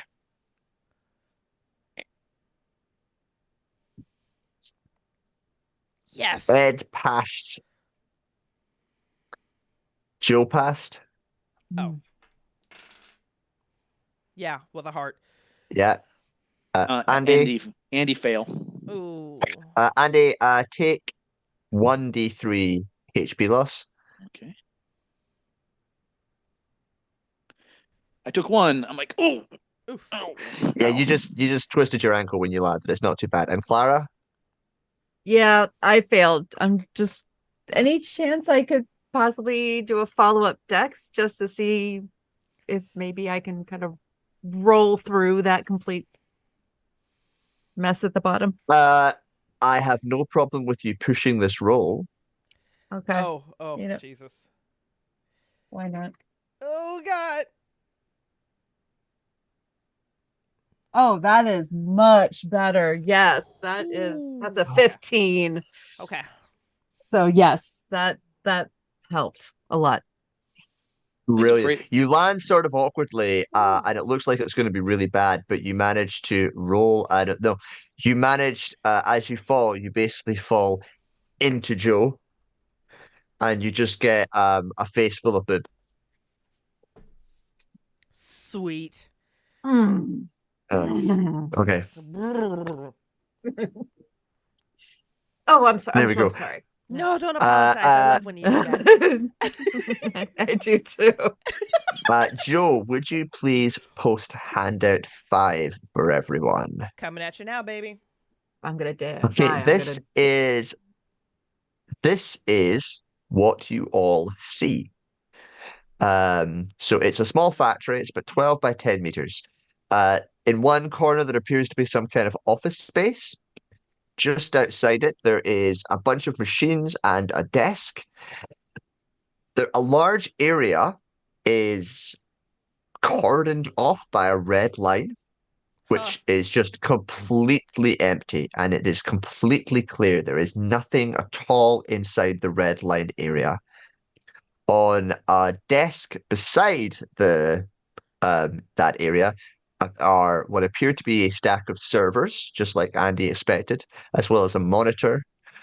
On the same table, there are what appear to be 2 pairs of virtual reality glasses in some kind of charging case, Oh, God. and what appears to be a full haptic feedback set, including a headset and a pair of gloves, all connected together by wires. All of you are standing by the printing machines, which are just outside the office on the right-hand side of this map. Okay. Are they somehow like 3D printing coffee beans? I look for the books. The office, maybe? Start at the office. Yes. Okay. Ed, what do you think? Oh, okay. Go ahead. I don't know. This is also so. I can't wrap my mind around how they're digitally enhancing the coffee. And Should we try to interact with this thing, or should I just, can we turn it on? Like, do we want to turn it on? Can we ask it? It's on. We could ask it questions, Andy. Oh, it's on. I'd be like, I think it is on. We could try to interact with You it. hear the hum of the servers. Ooh. There's 2 sets of headsets, you say? There's 2 sets of glasses and a helmet and gloves. Do you think Get in there. you're the one who knows this the best? You should maybe try to use the helmet and gloves and see what we're really dealing with. Okay. I'll maybe put a pair of the glasses on. Joe, you want to put a pair of the glasses on and see what you can see? Brent, why are you trying to bring me into your bullshit? I'm sorry. Let me get back in character. Yeah, no, I'll try some of the glasses on. Maybe, yeah. It's all right. We're going in. Okay. I'll just pop to Clara first. We're Clara, gonna you die. move into this office. It's well decorated with a laptop hardwired into a router on a modern desk containing some notepads and a variety of abandoned mugs of tea. Light streaks in through a small window. And but apart from that, this place wouldn't look outside. This place wouldn't look out of place in a modern office block. Okay. There are no books. No books. No, just the tea and what's there. Okay. Well, I rummage through. If I don't see anything of note, any papers or anything else, that I will head out of the office. Spot hidden? Ooh, here Yes, we go. please. Yes, please. I'm looking for a hard success.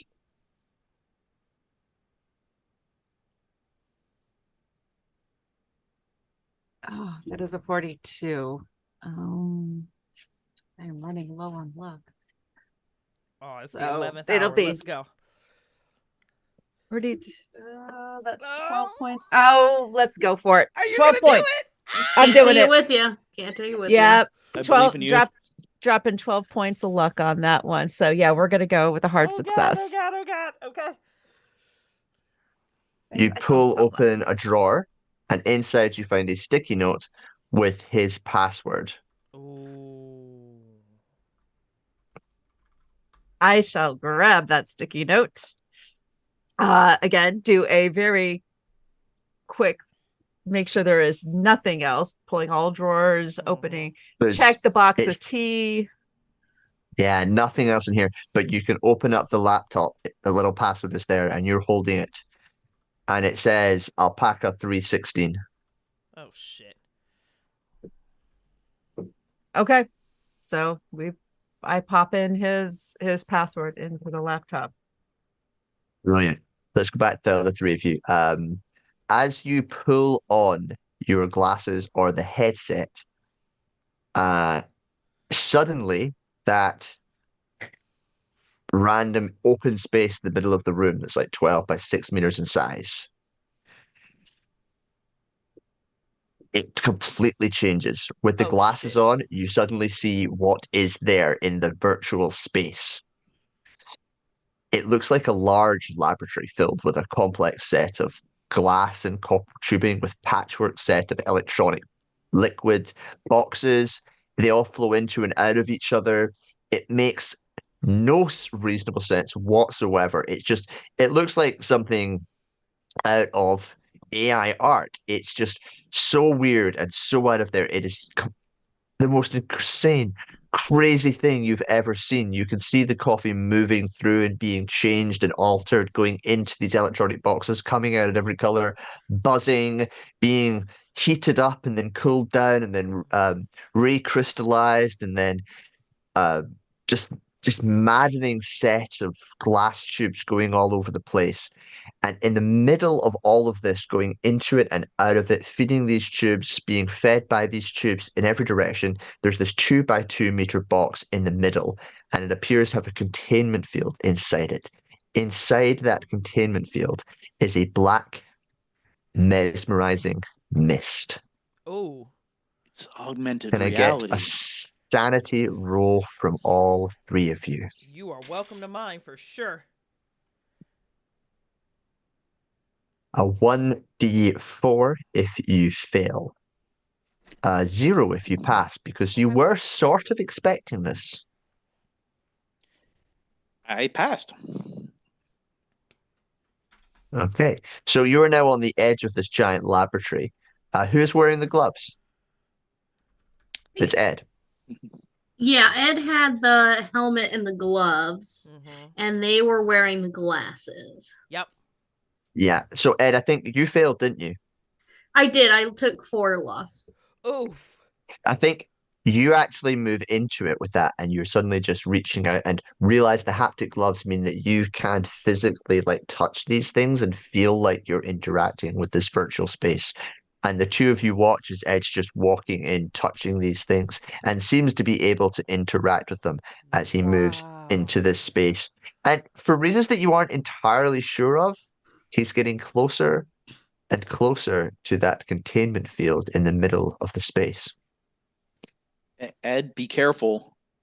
That might be dangerous.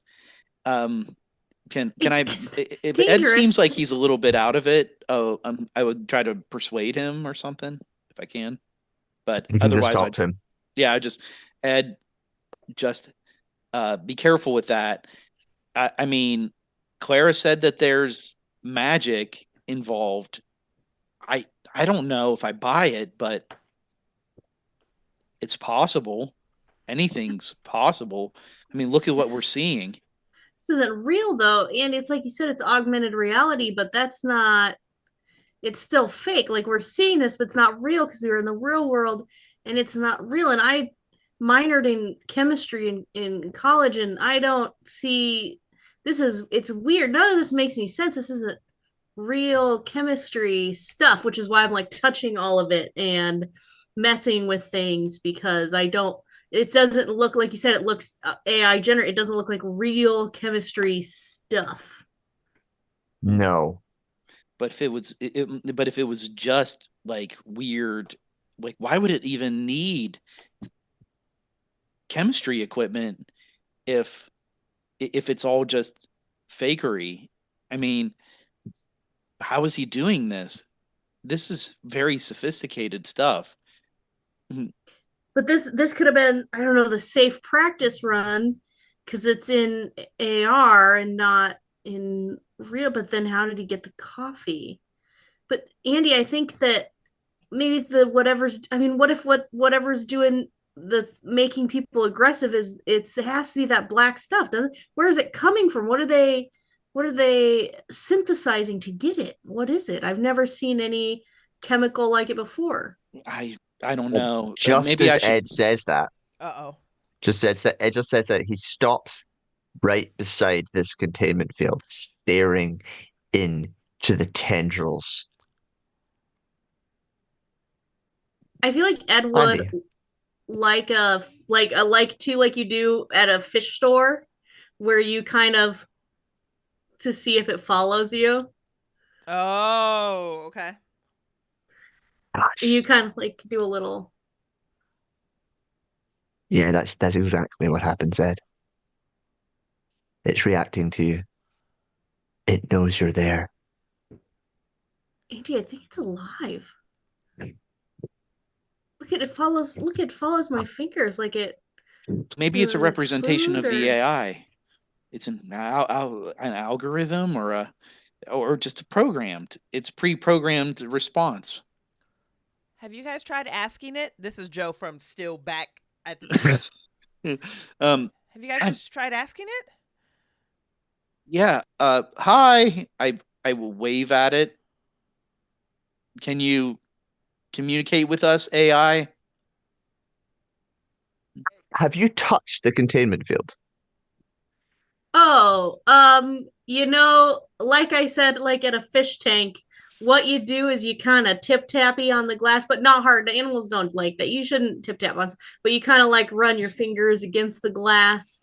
And so I think that is what I would have done. Like that is my gut reaction when I see what I think might be a living thing in a container or containment field is to reach out and touch it and run my fingers along it to see if it interacts with me. As you do so and you breach that containment field, suddenly this mist starts pouring out of the small hole you made, and it smashes into you. And Andy and Joe, you watch Edge just collapse to the floor. Mist is now pouring out of that tiny hole that Ed made, just streaming out.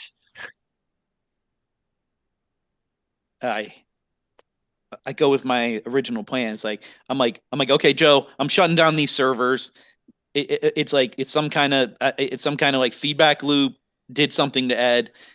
It's like I'm gonna start pulling out. I'm gonna pull out my tools and start like trying to take apart Wrecking this it. server. I immediately run to Ed. I got to get Ed out of that situation. So as you do so, this black mist comes rolling and smashing into you, and you also collapse to the ground as Andy begins putting his hands on this server. And Clara, you are next door looking through the laptop. Give me a computer use, Clara, as you look through this laptop. Okay.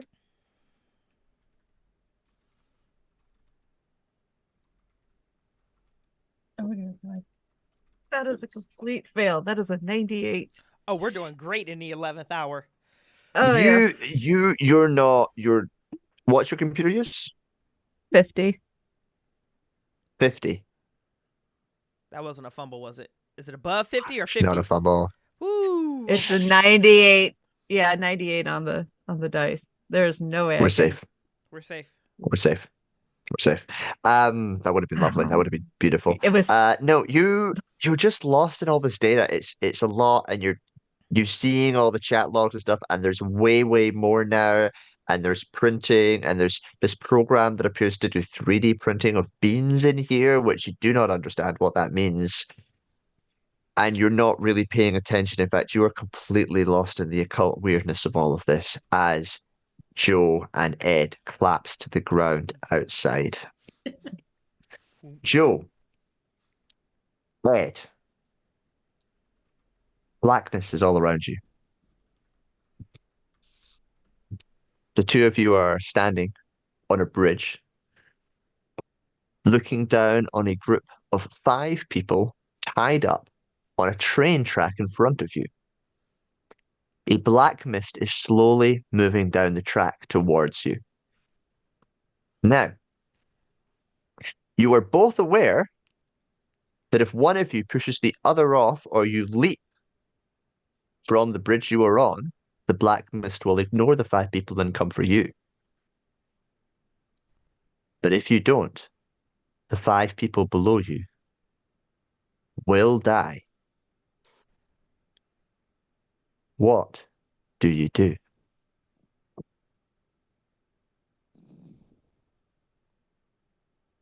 I have some follow-up questions.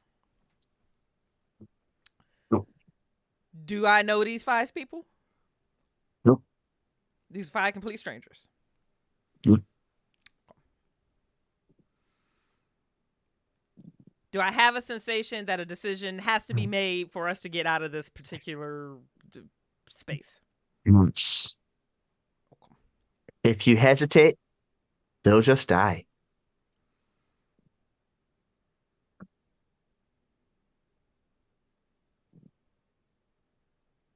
It's okay, Joe. I've spent the last 12 hours getting over my fear of jumping off of buildings.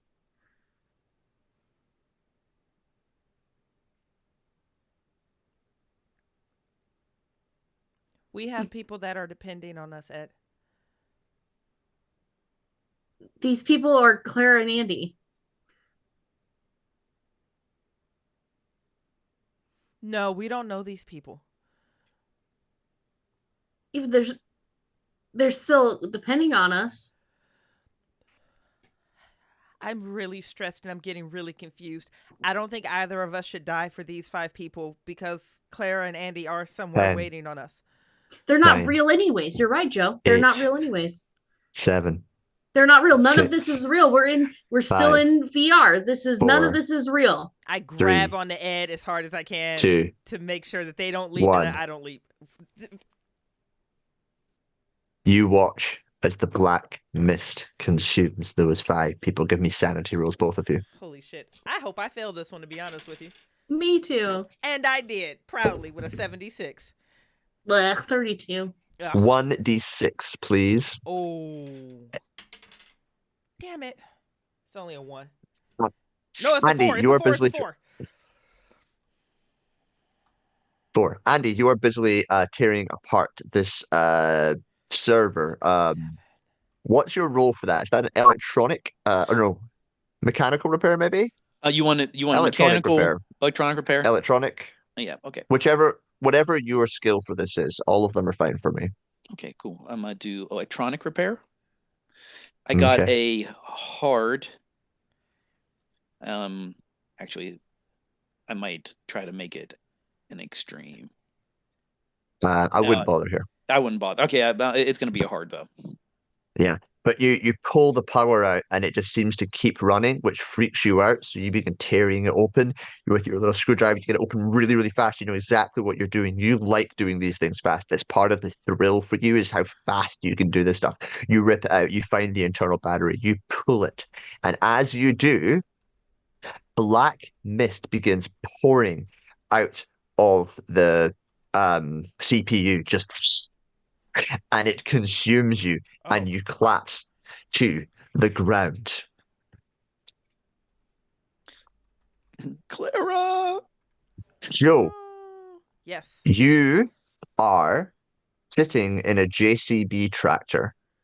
You're about to excavate an ancient cave below you because you're trying to retrieve a phone that you lost while trying to investigate what was under this hill on this small island off the coast of Arran. What?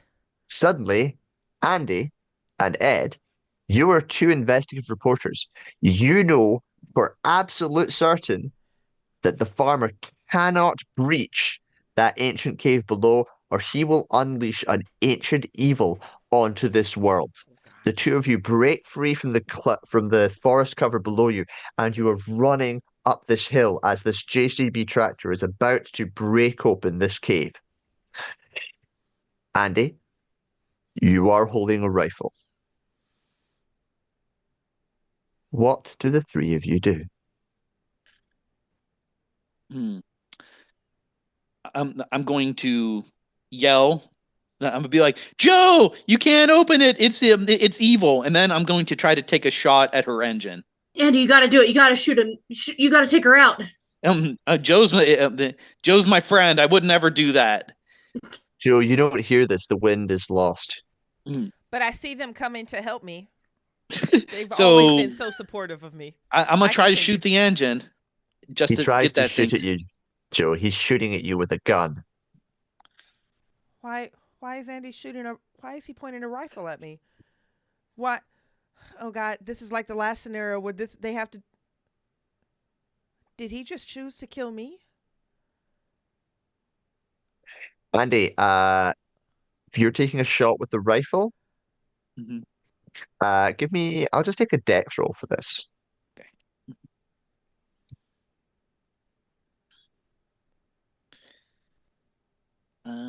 Dex roll. I hope you fumble. Nope. I got 1 success. So normal success. You get a success. So you're firing at the engine to try and stop it. So the engine stops, but the hydraulic arm still works. Joe, you need to retrieve that phone. It's important. It is important. You know, I never would have sacrificed Andy. I never would have sacrificed any of them. I don't know why he's attacking me. And I continue working with the arms. I need to get to the phone. Maybe I can still help them somehow. The cave, a black mist pours out Andy and Ed. You watch as Joe is consumed by the mist. Clara, outside there is a knocking on the main door of the goods entrance. More of a pounding You than a look up. knocking. Yeah, you look up. You look at those sun-dappled windows. You realize quite a bit of time has passed. You got really into these notes. You haven't heard anything from your friends. There are people at those windows knocking on them, trying to break in. There is noise like someone is knocking on the door. There is darkness in the main warehouse. You're not sure what's happening out there. What do you do? Oh God. Yep. Well, I'm going to leave the laptop open to whatever it was on. For now. Go out of the office and Your three friends are lying collapsed on the floor. Oof. oh my God. That's not good. That's not good. So I am my decision. Okay.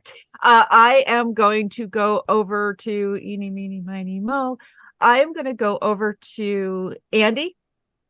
Or let's see. Who has the glasses on right now? Ed. Ed? They all have the All right. glasses on, but Ed has the Okay. helmet on. Okay. I know. Andy took the glasses off to work did. back in the real world. Okay. So Andy does not. Andy does not have glasses on. Okay. So I'm going to go check on Andy. No. As you put your First hands staging. down on Andy, Uh-oh. a black mist just pours out of his eyes, nose, and mouth, and you inhale it. Damn, I didn't even get a dex off of that to see if I jump back. Nah, welcome to the floor. Fresh Ah. roasted. Fresh roasted, honey. Fresh roasted Andy. Joe, you knock a black robe cultist to the ground after you've managed to escape his clutches after surviving this plane crash. You seize the knife he was wielding with his bloody hand. Behind him, Ed and Clara are holding a crazed Andy back as Andy is desperately screaming that he will kill you all. The cultist is sitting below you, laughing as his blood begins draining into these ancient symbols carved into the ground. If you don't silence him incredibly soon, he'll call down an ancient evil upon you all, using his own blood. Silence Andy, silence the do? cultist. Just kill them. Are you going to kill them? How are you silencing them? No, that's what. Sorry, that was a question for me. Who do I need to Right. silence? I thought you were killing everyone. No, Let's go. The cultist's arm is bleeding, and his own blood is feeding the symbols. Andy seems to have been possessed behind you. He's screaming, roaring, and raging. He is also trying to cut himself and add blood to these symbols, but he's being restrained by Ed and Clara in this moment. Okay.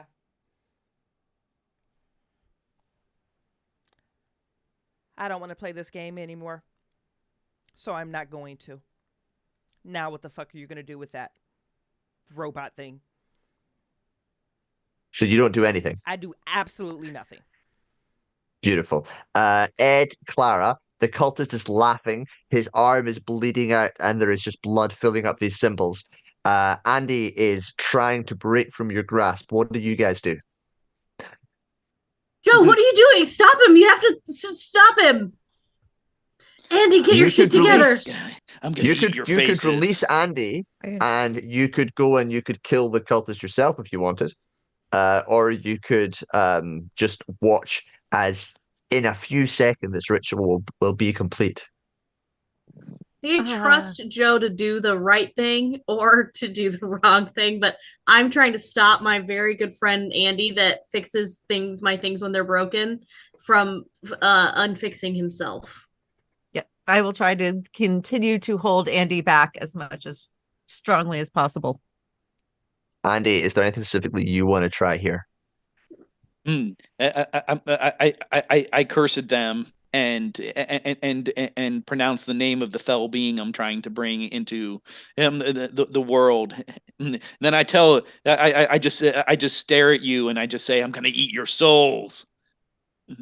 It is the very stars themselves you are trying to call down upon you.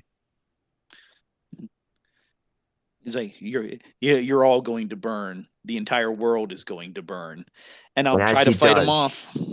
But as you do, the last of the blood fills in, the symbols fire off, and you are just consumed by white light. Okay. The four of you are standing in a 1920s grand manor house. Each of you is wearing a harlequin mask and staring at the dead body of an old acquaintance. You thought you were there to enjoy a murder mystery, but things got quickly out of hand. The door behind you is locked. A storm rages outside. You all suspect the innocent-looking butler did it. But if you stay there too long, you don't know what might happen. What do the four of you do? I go to the door and try to pick the lock. Okay. Ed? Is the butler in the room? Yes. He is standing in the middle of the room. The four of you are facing him. You are almost certain he did it. And I have did you say I have a knife? Sure, you have a knife. Okay, I just imagine us all having weapons. Maybe like a wrench and a rope. And then I have the knife and I stab him. I just reach out like he's in front of me. I just hand Joe, instinctively goes forward. Joe, Ed is about to stab the butler. What do you do? Man, fuck that butler. He can get this work too. I help. I might be like, well, we could get a confession out of him. We can convince him to confess. He obviously did it. And you just watch as Joe and Ed just stab this guy to death as Clara's trying to pick open the lock behind you. Success. And the scene goes dark. And upstairs, the final crescendo of a beautiful operatic performance begins, while the investigators, all four of you, break into the basement of the playhouse. You all know that this opera is a cover for a summoning ritual that will waken the idiot god Azathoth. If it succeeds, the universe itself will end, as we are all but a dream of the idiot god. You have a desperate plan to stop this ritual and either divert or destroy it. In front of you, there is an altar. You could change what this ritual focuses on, or you could attempt to stop the performance upstairs somehow. What do the four of you do?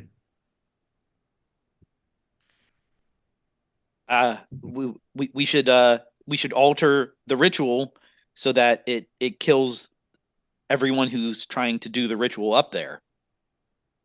Yeah, that's good. That solves everything. Yeah, that'll work, and then they'll be gone, but we'll still be here. All right, let's try to alter the ritual. So, head to the altar. It needs to focus on something. That's the thing you know about this ritual. It needs to focus on something. The people doing the play, or it has to focus on some being. Some concept. You could focus on the concept of cultists, perhaps. Oh yeah, every cultist, maybe. Every believer.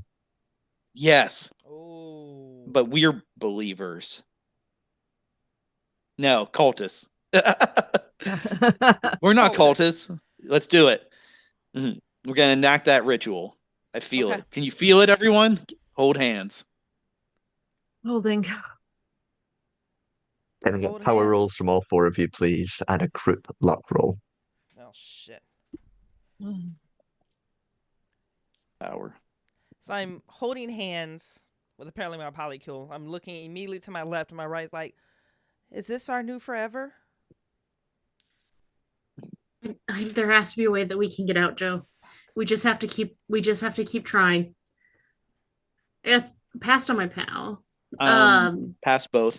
It was a group luck, right? Yeah. So just Which I lowest believe is rolls. Clara. Okay. Oh, Oh, group luck is yes. the lowest person. Yeah. Okay. Yes and yes. Yes and yes. So how many? Yes. So I've got a successful luck roll. I've got one fail, just one power fail. Yeah. Okay. Oh, so that works really well. Oh, good. Everything lights up and Thank you, suddenly Joe. drops into darkness. And the four of you wake up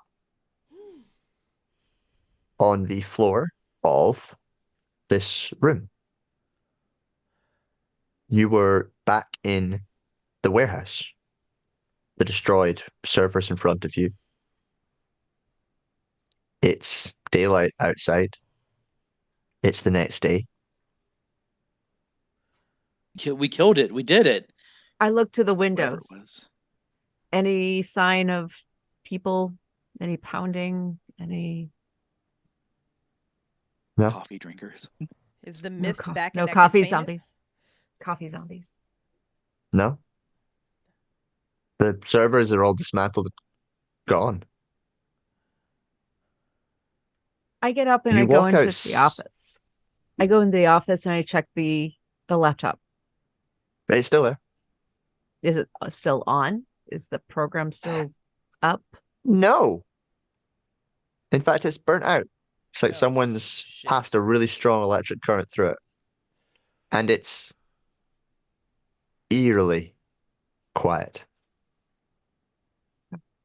I think Back to the rest. I think we did it.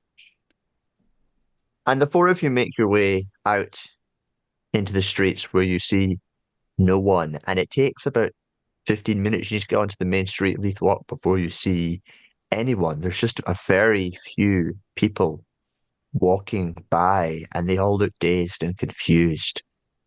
The city's empty. And you find your way into the gaming shop. There's no one else there, just Morgan behind the counter. He goes, "Oh my God. Oh, thank God you guys are okay." Wow. Everyone's gone. Just gone. What do you mean gone? Everyone? Something happened yesterday. All of the violent stuff, all those people, they all walked to the local park, the links, and they formed this giant circle. All of the believers, every single one of them, anyone who had been taken or had drunk the coffee, I think, they all went down into the links. They formed this giant circle, and then like there was this summoning circle, and then this thing got pulled into this dimension, and then everyone who had had the coffee just vanished. Thank you for playing Alpaca Oh in my the coffee. God. It was absolutely fantastic Oh, that was playing good. with Well you done. all. Holy shit. That is the Oh, first wow. time I've had that outcome. Really, really good. Really, really fun. Oh. What a great. Oh, Oh. shit. So many Oh, questions wonderful. about. Oops. Wow. Oh my Oh, God. that was good. Oh, Oh, God. oh. This Oops. might be my That's most the biggest- anticipated talkback ever. I cannot wait. Oh, okay. That is the biggest oops ever. That's our I'm bad, wondering homie. what we Oh, all did shit. Oh to my make this outcome Oh. happen. Oh my God.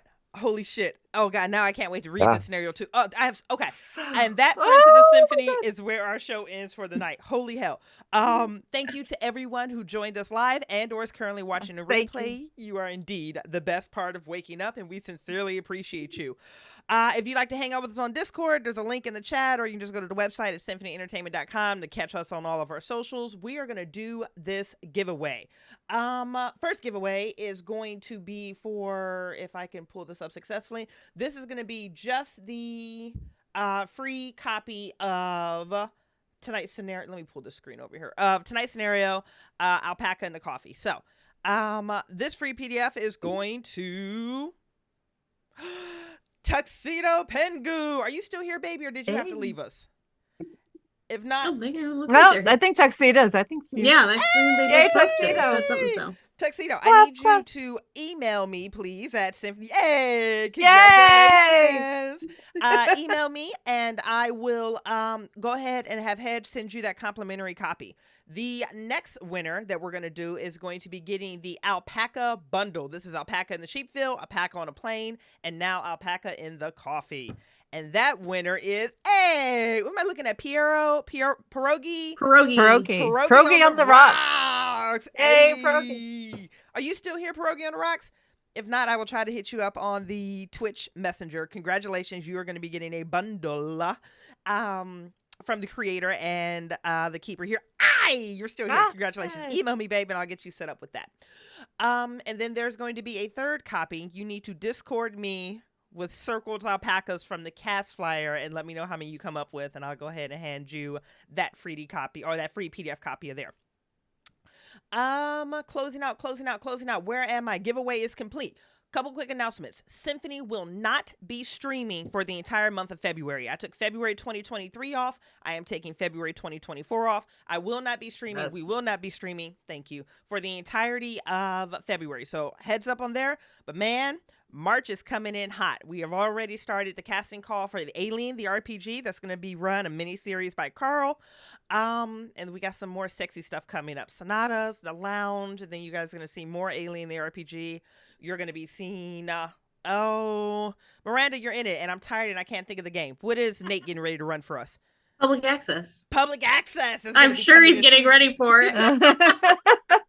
Public access is going to be coming soon. Vampire the Masquerade is going to be coming soon. More Miskatonic May. It's going to be a lot of fun when I finally do get back. Before we empty, there's one last thing, guys. We are streaming one more game next Sunday, I believe. It's going to be Under the Autumn Strangely, written and run by Graham Gent. So that is coming next Sunday at 2 p.m. Eastern. So definitely tune in for that sexiness. Now, before we empty out the auditorium, let's go around one more time and say goodnight to our symphonic polycule. Starting with the same introduction orders. Go ahead and close us out. Brent, go ahead and let me know who you are, where people can find you, and some of the things that you do. All right. My name is Brent Adams. Like I said in the beginning, licensed professional counselor in Ohio. I do some private practice work. You just look me up, Brent Adams, if you ever need some counseling. Beyond that, I also stream for Myth Brigade every off Tuesday. Next one is the 30th of January. We'll be streaming live on Tuesday evening, 8:30 Eastern Standard Time. And that's what I do.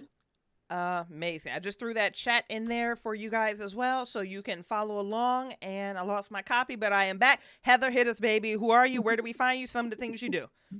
Again, I am Heather Ashcraft. I'm known as Valley Girl Heather, and I can be found on the various socials, whether it's through my TTRPG company, Pick Up and Go Games, whether it is through the video and video game Geeks Unplugged, or just on my socials as Valley Girl Heather. You'll be looking for me live as a GM. I'm going to be first con of the season is going to be again in March at GaryCon. 2 weeks later, I'll be in Milwaukee for Midwest Gaming Classic. And then 2 weeks after that, possibly somewhere in the Michigan area. We'll see. Also can find me on the Old Ways podcast, along with the lovely Miranda.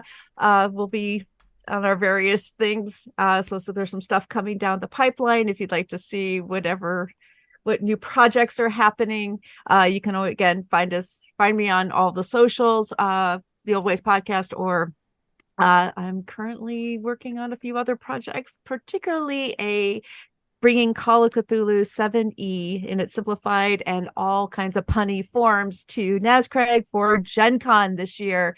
So I am finalizing some of that. Our first play test is coming up here next weekend. I'm very excited. So yes, this is going to be fun. Hopefully Sober Me is going to follow up with what Drunk Me promised them last year. So we'll find out. I can relate to that in multiple ways.